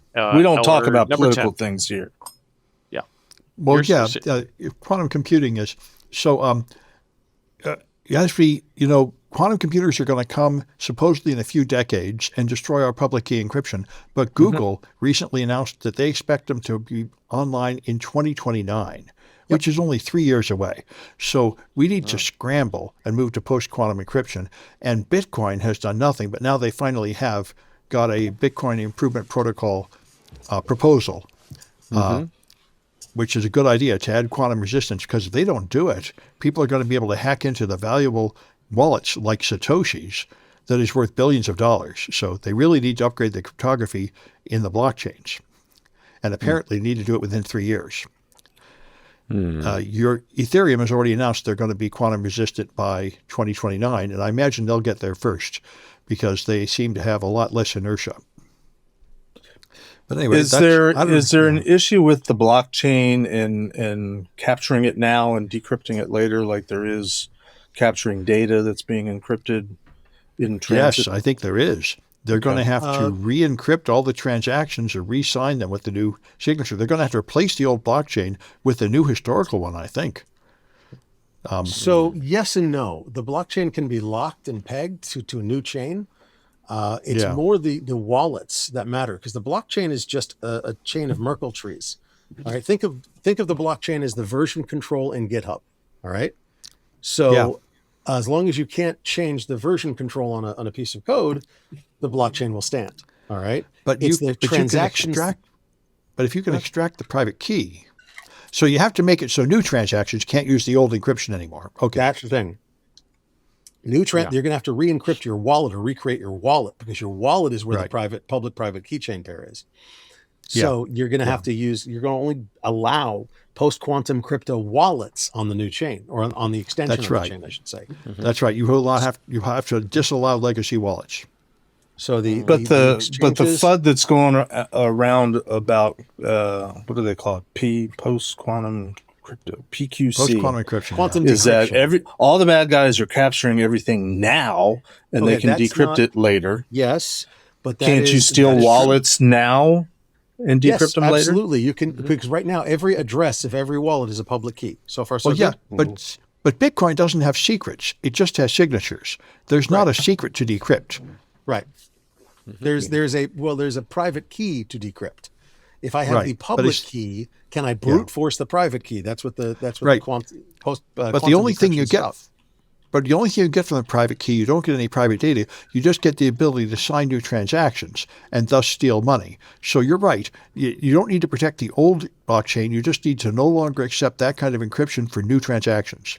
I need to only accept post-quantum cryptography for new transactions. That's right. If I have if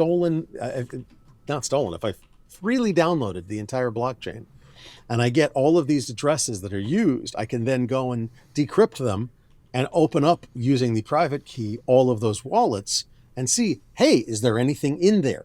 If there is something in there, then it's mine. Yay, because I got the private key. Okay. But I mean, I've got a friend who has a computer. It's a little computer, and all it does 24 hours a day, 7 days a week is create and generate key pairs and then check and see if there's anything there. He calls it his lottery machine. Oh, yeah.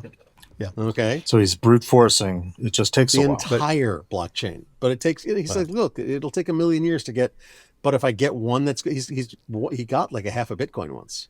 So, Wow. Oh. you know, Well, you know what really does work is to just use wallets that generate it from a password and use weak passwords. That's going on all the time. Well, In fact, there was a live demo I saw at Hope where a guy made a password. I think the one from XKCD, Battery Horse Or Rock Staple or whatever it was. battery horse correct staple. Correct horse battery staple. So he made a private key from that and put some Bitcoin in it, and within 10 seconds, poof, it's gone. There are bots scanning for all the predictable passwords. So, Dear God. so anyway, the other thing which I was very surprised at was that AES 128 is going to be fine. This is my story number 10. Now, I've been saying for years what they say is a myth here, that AES 128 is going to fall to quantum computers, but I learned that at a Cloudflare summit, and that was from cryptographers from UC Berkeley that claim to be experts in the field. See, what happened is, trying to predict what quantum computers would do, they made an oversimplified assumption that it's a simple transaction of only a few qubits to do it, or something like that. And therefore, but what this guy says is the Grover's algorithm, which is the algorithm that can crack AES 128 in supposedly 2 to the 64 operations, you cannot use parallel processing in quantum computing. It doesn't do as much good as it would in classical computing, because I don't think you can tell each individual computer to use only part of the key space and tell the next one to use a different part of the key space. So he says, in fact, it will still take 2 to the 104 calculations to crack a 128-bit key, even with quantum computers. And therefore, AES 128 is going to be perfectly fine into the foreseeable future. And I don't know if he's right, but apparently we're all going to find out very soon, like in 2029. They're really going to have the hardware, and it's either going to crack it or it ain't. Well, I will say that when I was responding to PQC type data calls, AES 128 and above were out of scope in terms of being worried about PQC. Yeah. Oh, Look, symmetric. This is really back of envelope numbers, but quantum decryption is about twice as fast as binary computing to brute force symmetric encryption. So That's AES only 128 one order of magnitude, so that's not no, saying supposedly it's the square root of the number calculations. They said you can crack out and try to crack a 128-bit key with only 2 to the 64 operations. That was the argument presented, explaining why, but apparently that is not true. I don't believe Well, that's 2 to the the true. 64th is not half of 2 to the 128. No, I 2 to the I thought they were saying 127th is half of 2 to the 128. Thank you, Yeah. Jeff. right. I don't know Hold math, on. but I know that much. You know that much. He knows combinatorics, bitches. Okay. Right. So the thing is that it's what 5 million years for AS 128 with binary computing, with quantum computing, it's 2.5 million years. I'm still fine with that. You want my banking, my clothes sizes, my medical data. You want samples of my blood in 2.5 million years? Go to town. I don't care. Yeah, I'll be Well, long and dead, I don't- I and certainly- the Earth will have plummeted into the sun by then. Go ahead. Yes. I do not in any way, shape, or form claim to be an expert on this, but I do try to understand it. And as we're talking about, the standard form of encryption, AES 128, that's 2 to the 128th bits. That's a lot of bits, and most cryptography is broken by brute forcing, so trying all the combinations. And there's this thing called Moore's Law, which talks about how fast computing power advances over time. I have yet to have somebody definitively say that quantum computing stays within the boundaries of what Moore's Law predicts or whether it goes beyond it. But from what I understand, being a simpleton, is the public key cryptography, it's not really cryptography in the sense of an algorithm. It's just a math problem. And because it's a math problem, it's a factoring problem. That's what makes it solvable. It's the nature of how it's put together in the first place. It's not a speed thing. It's the ability to solve the math problem more efficiently. Yeah, but the post-quantum algorithms are also just math problems. They're just different math problems. That's what that scares do not me. get faster on a quantum computer, like Right. learning with errors and lattice encryption. They're just based on a different math problem than factoring.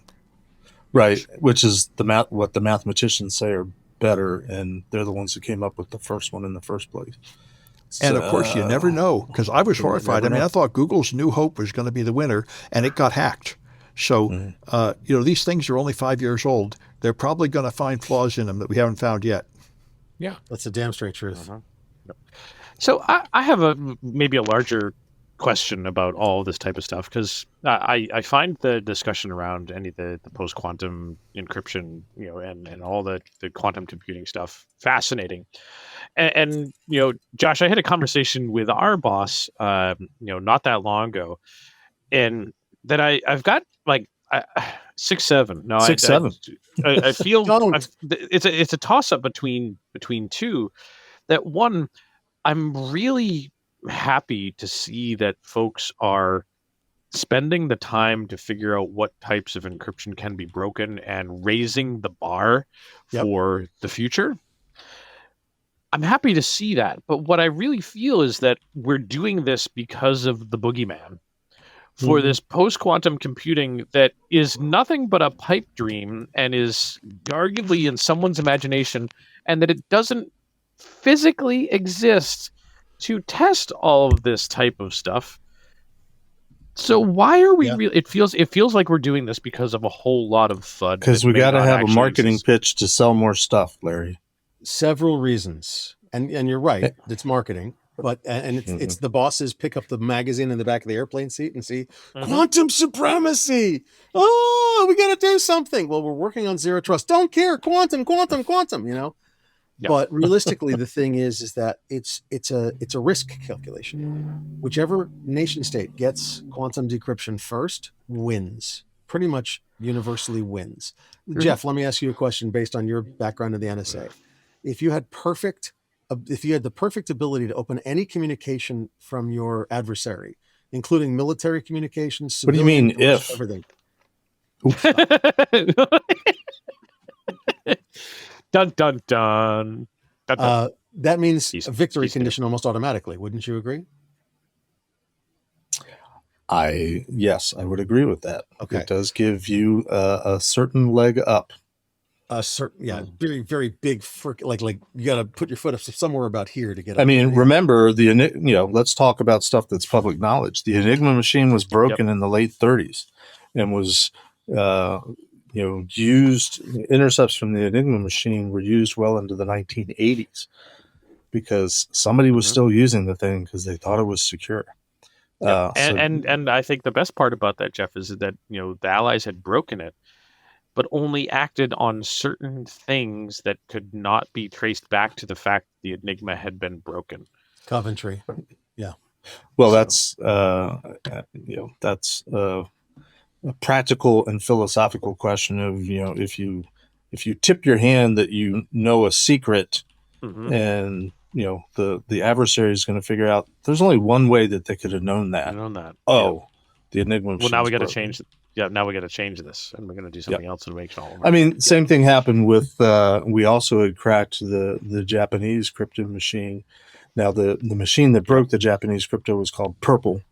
And they had broken the communication, so they knew that Admiral Yamamoto, who was the architect of Pearl Harbor, they knew he was on a plane flying from point A to point B, and they wanted to go take him out. But they had to plan very carefully to have an observation plane just happen to stumble upon and spot the plane and send some fighters to shoot him down for that very reason, to not tip the hand that communications have been broken. Yep. It's a form of operational security. Yep, absolutely. Yep. I mean, so it's still like, and Sam, Jeff, Josh, I'd love to hear your thoughts. Like I still think that we're arguably doing this because of the boogeyman. Okay. Of quantum computing, and that, quite honestly, is it possible that it may never work? Yes. There's a cryptographer on the Metstad cryptography list where Bitcoin was first released, who has a presentation called Bollocks, not a joke, who does not believe that quantum computing will work, but quantum decryption will not work, simply because of some of the things that Jeff was mentioning before. The combinatorics there, and I'm bastardizing this and simplifying it, is so monstrous that he doesn't think that it'll ever happen to be Easy. Okay. So there's definitely How some about cost skepticism. effective? Well, there's no such thing as cost effectiveness when it's winning the world. Okay. Any cost it's a Manhattan Project, effectively, is what we're seeing now.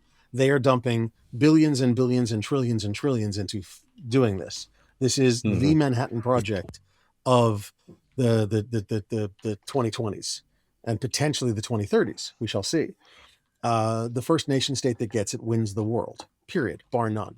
But then it's going to roll downhill to the next stage, which is a multinational defense contractor, then a national defense contractor, then a large enterprise, then medium enterprise, and in 20 years we're all going to have quantum phones capable of breaking old school asymmetric encryption. But by then everything will be new school post quantum asymmetric encryption.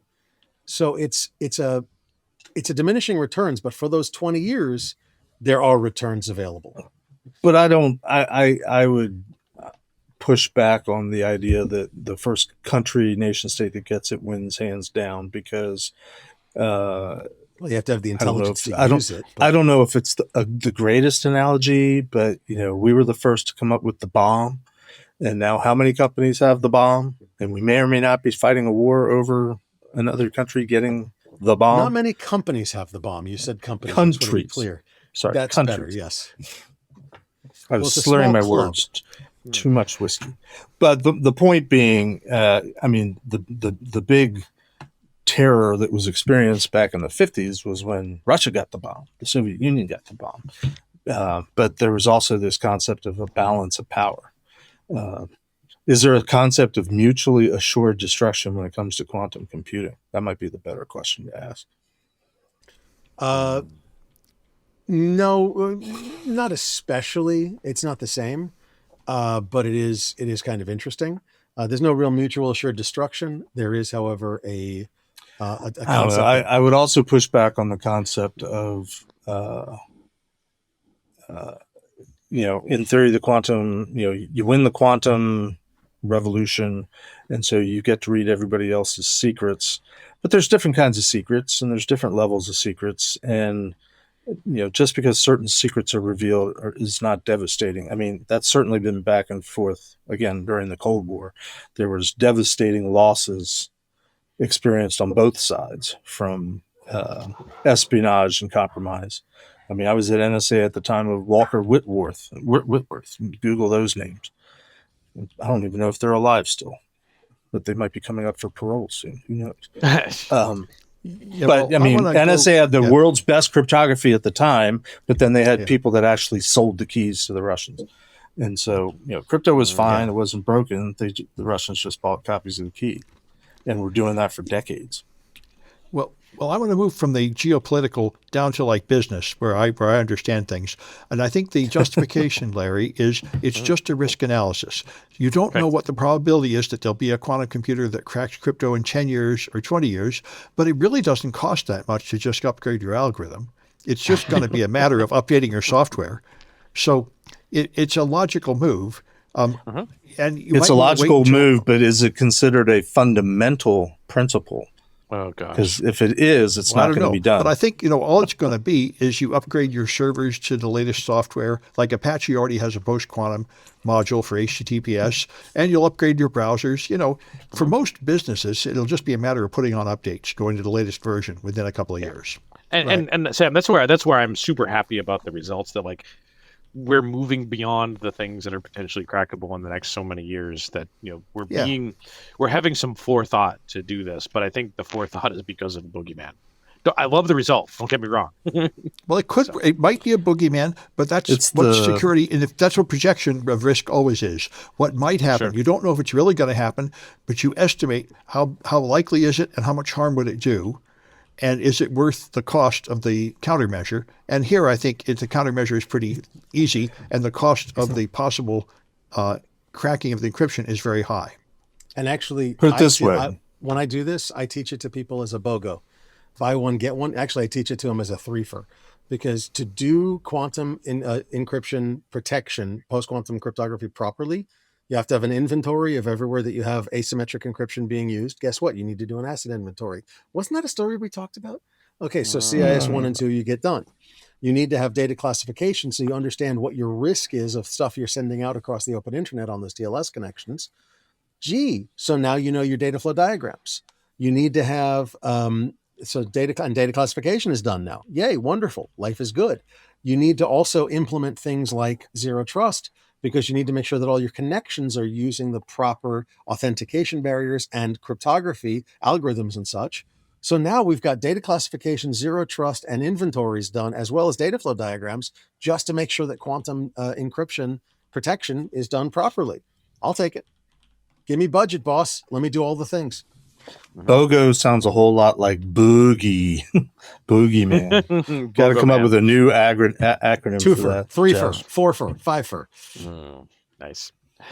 But All right, hey, go ahead, Larry. Go Move on. ahead, Jeff. I was gonna move on, but because we Well, only got a couple. but I minutes didn't left. want to move on, I know. but we can. No, I was just going to say I agree with the whole boogeyman aspect, because I think in the private sector there's more things to worry about. But again, if they were just doing the fundamentals, they'd be protected against so many things. Ding, ding, ding, ding, ding. Most likely, including this. Yep. Now you can move on. There. Yeah.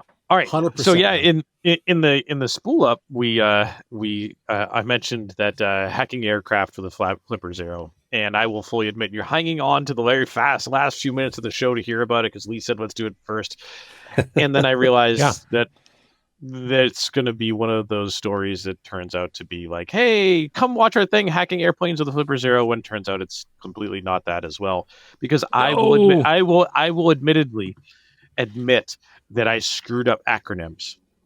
And I transposed APRS for ACARS. Oh, that's very different. Yeah, that is very different. So this guy who has 2 thumbs and screwed up this guy, right? So not hacking airplanes, so no ACARS stuff, but being able to transmit APRS, which is sort of ham radio location-based stuff with a Flipper Zero. And, Paul loves to talk about his Flipper Zero, so we're not talking about UFI or any of that type of stuff. But he hasn't talked about Flipper Zero in months. It's all been UFI. Exactly. So we'll talk about the Flipper Zero to bring it back full circle. But Paul's always got these extra gadgets and stuff that he's got to plug into his Flipper Zero. APRS, you just need the Flipper Zero. No external hardware needed. You just got to do a little bit of software. So I think you're saying that Paul's overcompensating. That's what I'm hearing.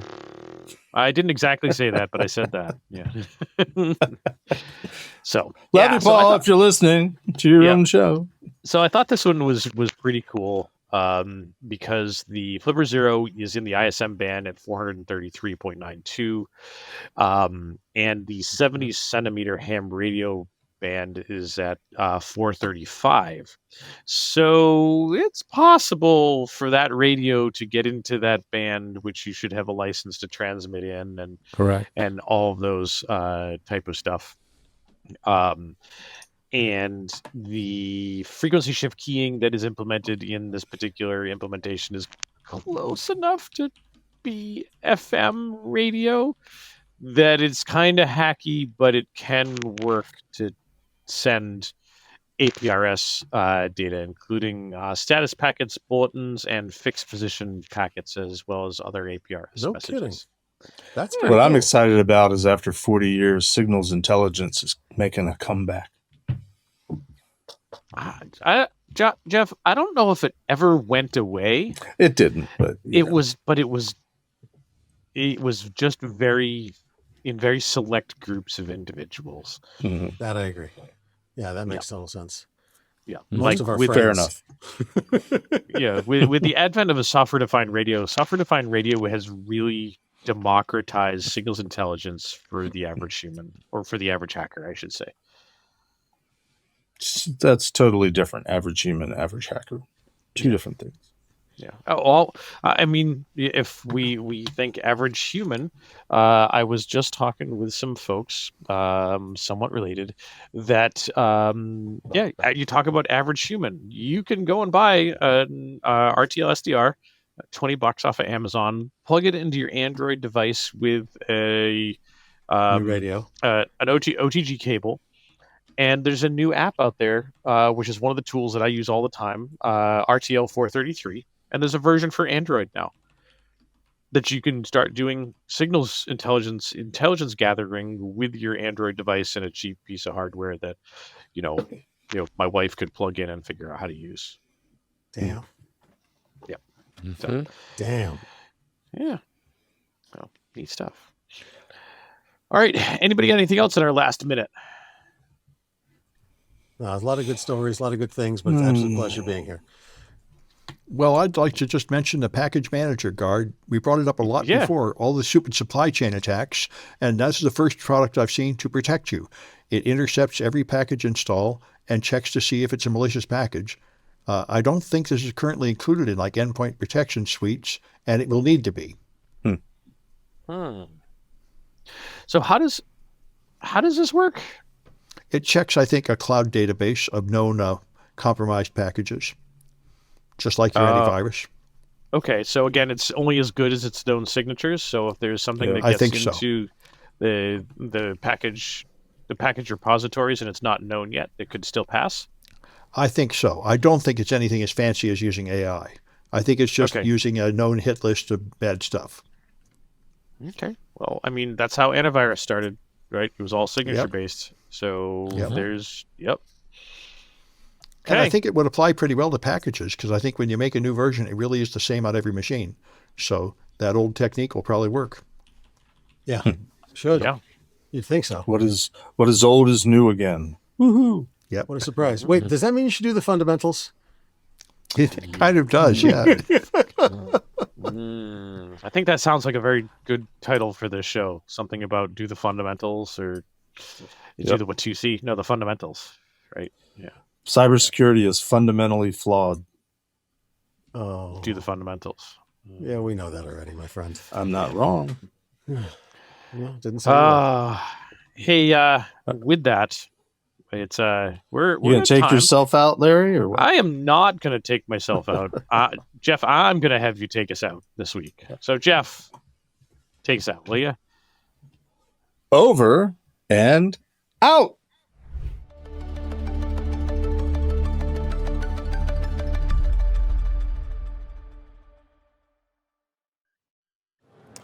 Welcome back to day 2 of our SCC 2026. I'm Doug White, and joining me today is Rajesh Khazanchi. Yeah, I got it on the second try. The CEO and co-founder at Color Tokens.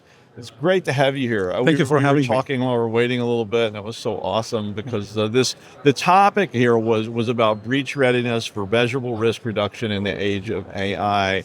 And there are so many things in that title. Yes. I think we could talk about every word of that title for about an hour a piece and still not be done. But we're going to try to do it in a short format.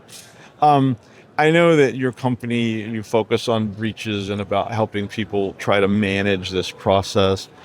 I mean, what is the impact right now for CISOs around breach?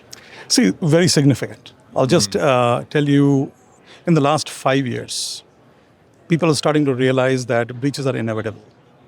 Some ignorant employee clicking on something gets compromised.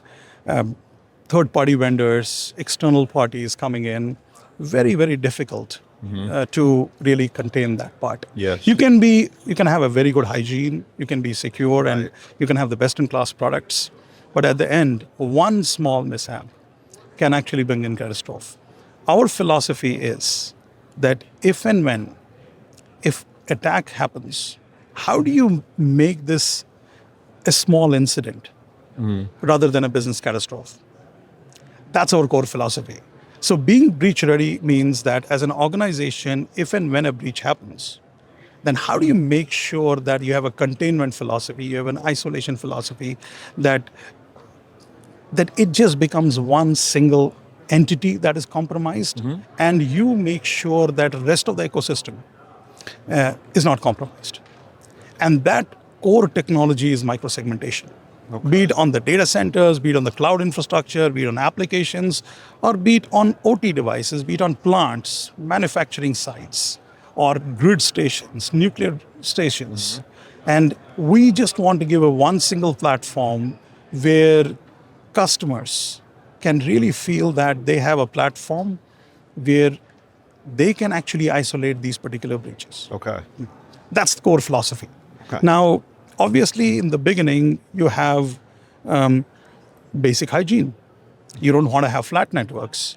You want to make sure that your VLANs, your subnets are completely secured. But today, if you look at most of the organizations, they have firewalls. They do a good job, northbound traffic. They have detection response. They have, EDR technologies like CrowdStrike, Sentinel, Defender, all these technologies. And then they have, SOC knock operations to look at all the alerts and notifications. Then they have cloud security solutions. And then they have SASE architectures, which is like to the tune of the common SASE vendors. But attacks are still happening. Because any time a compromise happens, they get inside, then they have unfettered access within the networks. Right. And our job, our focus is, how do we make sure that they don't have unfettered access? If a particular application or a user has to connect to something, they only have grant access to that and nothing else. Okay. So things that they don't need to know, they just don't have access to that. And the whole philosophy is microsegmentation there. I mean, I think that's emerged out of the zero trust, concepts. Yes, the core principle of zero trust. Do you think there's been a shift? I mean, when I first started doing that kind of thing with the disaster stuff, the general attitude from a lot of upper management was, this doesn't apply to us. And it did shift to, does this apply to us? To now, I think most people are acknowledging that this does apply to us. Yes. There's been a big tectonic shift in the last 5-6 years. And predominantly, a lot of the attacks are sophisticated attacks. Right. They are not run-of-the-mill, some configuration change here happened and they entered into the attack. Today, attack vectors are actually happening through approved paths. So someone stole someone's identity, it's $400 you pay for an identity stealing, and then you can get in. Previously, they used to do DDoS attacks and they used to really try to break the door. You don't need to break the door. You just get somebody's identity and you get in. And you are welcome to enter into their networks and then you can steal. That tectonic shift, when people see those type of attacks happening, then they say, okay, it can happen to my industry, my vertical, or my company. How do I prevent it? And that's where this kind of awareness is, it's not applicable to, I need to think about it. Then they double click on it and they say, this can happen to me as well. And that awareness we are seeing, not only, there was an earlier reluctance on the CIOs and CISOs saying that, no, not applicable to me. Now, forget about them. It is about even board is starting to ask them very hard questions saying that, can you prove it to me? Can you show it to me? Right. And still there's a lot of hand waving happening, especially on that front. Right. I mean, I think, and I'll see if you agree with this, I think we're at the point where, so that the things you talked about, DDoS attacks and brute forcing and all these things that we used to teach people to look for. Yes. Which they should still look for. Absolutely. But when I teach intrusion detection, a lot of the stuff there relies on this kind of overt, somebody's banging on the wall and you're listening for the bangs and going, somebody's outside, need to be worried. That has shifted to this very subtle, under the waves kind of thing. Should we just go ahead and assume now that we are going to be breached? Your main philosophy should be assume breach. Yes. And then how do I go about working through that entire path? So case in point, we have a very large supply chain logistics. The only reason they actually picked us because they have 330 service centers across North America. And their entire philosophy was, if one service center gets compromised, they just want to run business as usual. So their 328 or 29 service centers should be functioning completely. So in a connected world, it'll take you less than 5 minutes to compromise all 330 service centers. Less than 5 minutes. So first breach attack to actually laterally moving into other service centers takes literally no time. So their entire philosophy was, assume a compromise happens, how do I quarantine and isolate that then and there? That's why this breach-ready construct and segmentation concept is becoming mainstream. So assume breach and then start operating and defining these principles, irrespective of what industry you are in. That's essentially the core philosophy, in a way, kind of zero trust as well. They say trust nobody, and then build that entire philosophy of implementing zero trust principles. So some of the modern things like this sort of evolving network structure, I mean, there was a time when my breach world was one room. Yep. Okay, a cable fails and all the terminals go down. That's a pretty simple scenario. Yep. Everybody hang on, give me 5 minutes, I'll find the cable, replace it, we'll be back to business. But now we've expanded to cloud and other prem. Yes. Not just my prem, but somebody else's prem, and all those things are interrelated. And if even one piece of those things fails in that long chain of this thing talking to that thing through this thing and those over there, we suddenly see a disaster emerge that is not as simplistic as these old things that we were looking at. How do we deal with that? Great question, by the way. I'll give you an example of a hospital chain. Okay. They came, actually really managed well. They said that they do this exercise once in 3 months, where they just want to be up and running within 40 minutes. Yeah. That's their cutoff time. Okay. And they do these particular red teaming, blue teaming, plug it out, and really see how data recovery happens, how they can actually bring up the EHR, EMR applications up, and the maximum time is 40 minutes. And they know that. Yes, 40 minutes. That they know that. I was so delighted to see that. But during that entire conversation, what happens is if data gets encrypted, what do you do then? Let's say you have storage, you've stored the data, Right. and they store it at a particular frequency, Right. and they encrypt that data for last 2 days. Okay. So they can go back to the D-1 Okay. or -2 or -3, whatever you. Right. But then a lot has changed in the last 2 days. Think about it. So then they actually created a technology. They said, encrypted data needs to be managed separately. How do I put a double encryption on top of it? The long story short philosophy is you start really looking at each and every element in the cyberspace and say, if this breaks, what happens? If that breaks, what happens? And it's a continuous philosophy. Yes. You can't actually build a robust cyber practice just saying that, okay, let me have a firewall, let me have detection response, let me do an application security, and I'm done. Those are tools. They cannot actually give you a complete security unless and until you have core design principles. Same philosophy for production applications and plants. So most of the plants that we go, they say we are isolated because we have firewall in front. I said, how many policies have you applied in the firewall? Sometimes it's thousands. Yeah. And sometimes it's any somewhere located, and you're done. You're toast. Yeah. And those particular things still happen.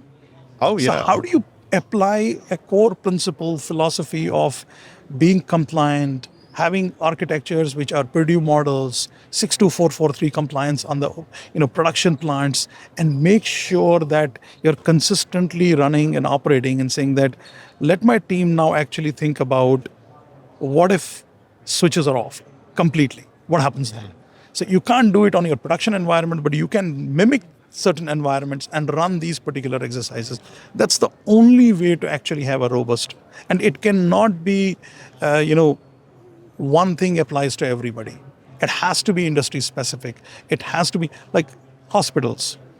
Majority of the attacks in hospitals happen because of unpatched HVAC systems. How do you decouple? How do you really create that architecture, which is IT, OT, separation of IT, OT, creating environments, making sure your medical device isolation scenarios are there, making sure your radiology is not connected to the main systems, so that even if one particular department is compromised, it doesn't quickly move to the other department. You're just trying to make sure that at a layer by layer, you're reducing that breach impact and creating it to a unit of one. Right. That's all what your philosophy is. No, you want it down to the smallest little box. Absolutely. I mean, it's hard to get to the smallest little box. But you're constantly iterating You through. have to. And it starts with just, what do I have? And there were many companies we talked to that couldn't even tell me that. Yeah, I completely I'm agree. like, so what's connected to your network? And they're like, I think there's a lab down there, and maybe there was those guys that used to work down in that other building, and they don't even know. They have no understanding about how the networks are actually. I have one more comment. Please. Like, I'll give you an analogy of a hotel. Okay. When you enter into the hotel, and so many people enter into that hotel, loads and loads of people, right? How do you make sure that you have a containment philosophy in a hotel in case of an eventuality? So you'll first basically say, let me secure elevators. Then that's the card readers. Yep. Then you say, let me secure floors. Then you say, let me secure most critical floors where a lot of people stay. Right. And then you say, let me secure each and every room. Yes. That's the core philosophy of segmentation. Right. We are those locks in each and every room. In case an eventuality happens and some attack happens, you just want to contain it to one particular room and nothing else. And you iterate through, you say elevators, floors, then certain core ballrooms where hundreds and sometimes 1,000 people can be there, containment philosophy going all the way up to one unit. I like the analogy. I'm going to steal it. I mean, I think that's really important. Another question I wanted to ask you, how critical is it for us to not just ask ourselves about these things, but to actually exercise these things? Yes. So I have many examples where I've seen their questionnaire. Do you have firewalls? Yes. Yes. Of course. That means you're covered. Yeah, we're good. The next level is, how many policies have you applied? So, long story short, you cannot do without actually, proper exercises and experiments. There's no way. Yeah. So I love when people talk about tabletop, but that is 1 on 10. That's what I'll give. I won't give anything more than that. Tabletop exercises are important, nice to have, but it's not going to help you much. No. You need to get into the philosophy of, let me really understand traffic patterns. Let me see which system is connected with whom. Why is it connected? Why can't I have a containment philosophy? Where is it that I can actually isolate these traffics? These are foundational questions for security. And it applies, by the way, it's a common sense, guys. It's not complicated. We have made it complicated. Yeah. It's just, if you just apply a core philosophy of security, everything that we talk about is common sense. Yeah. It's just actually getting there and then I think testing it. Executing it and because getting to the details. I've seen that, what you're talking about, the checklist, so many times, because I literally have just seen that. And then we started saying, okay, do it. Yeah. Just the first item here, like, okay, show me the firewall. Yes. Does it work? Wait. Is it even plugged in? No, it's not. Wait, why is it not plugged in? And like, oh, well, it didn't work, so we bypassed, I mean, and it's like, okay, the whole thing is busted from right there. Correct. Well, I could certainly talk to you the rest of the afternoon. Unfortunately, I can't. But Rajesh, thank you for joining us so much today. It was my pleasure to get to talk to you. If you want to learn more about color tokens, which you should, please visit securityweekly.com/color-tokens-RSAC. And for all of our RSAC 2026 coverage from Cyber Risk Alliance, visit securityweekly.com/RSAC. And if you'll hang around, I got more interviews for you after the break. So we'll see you there.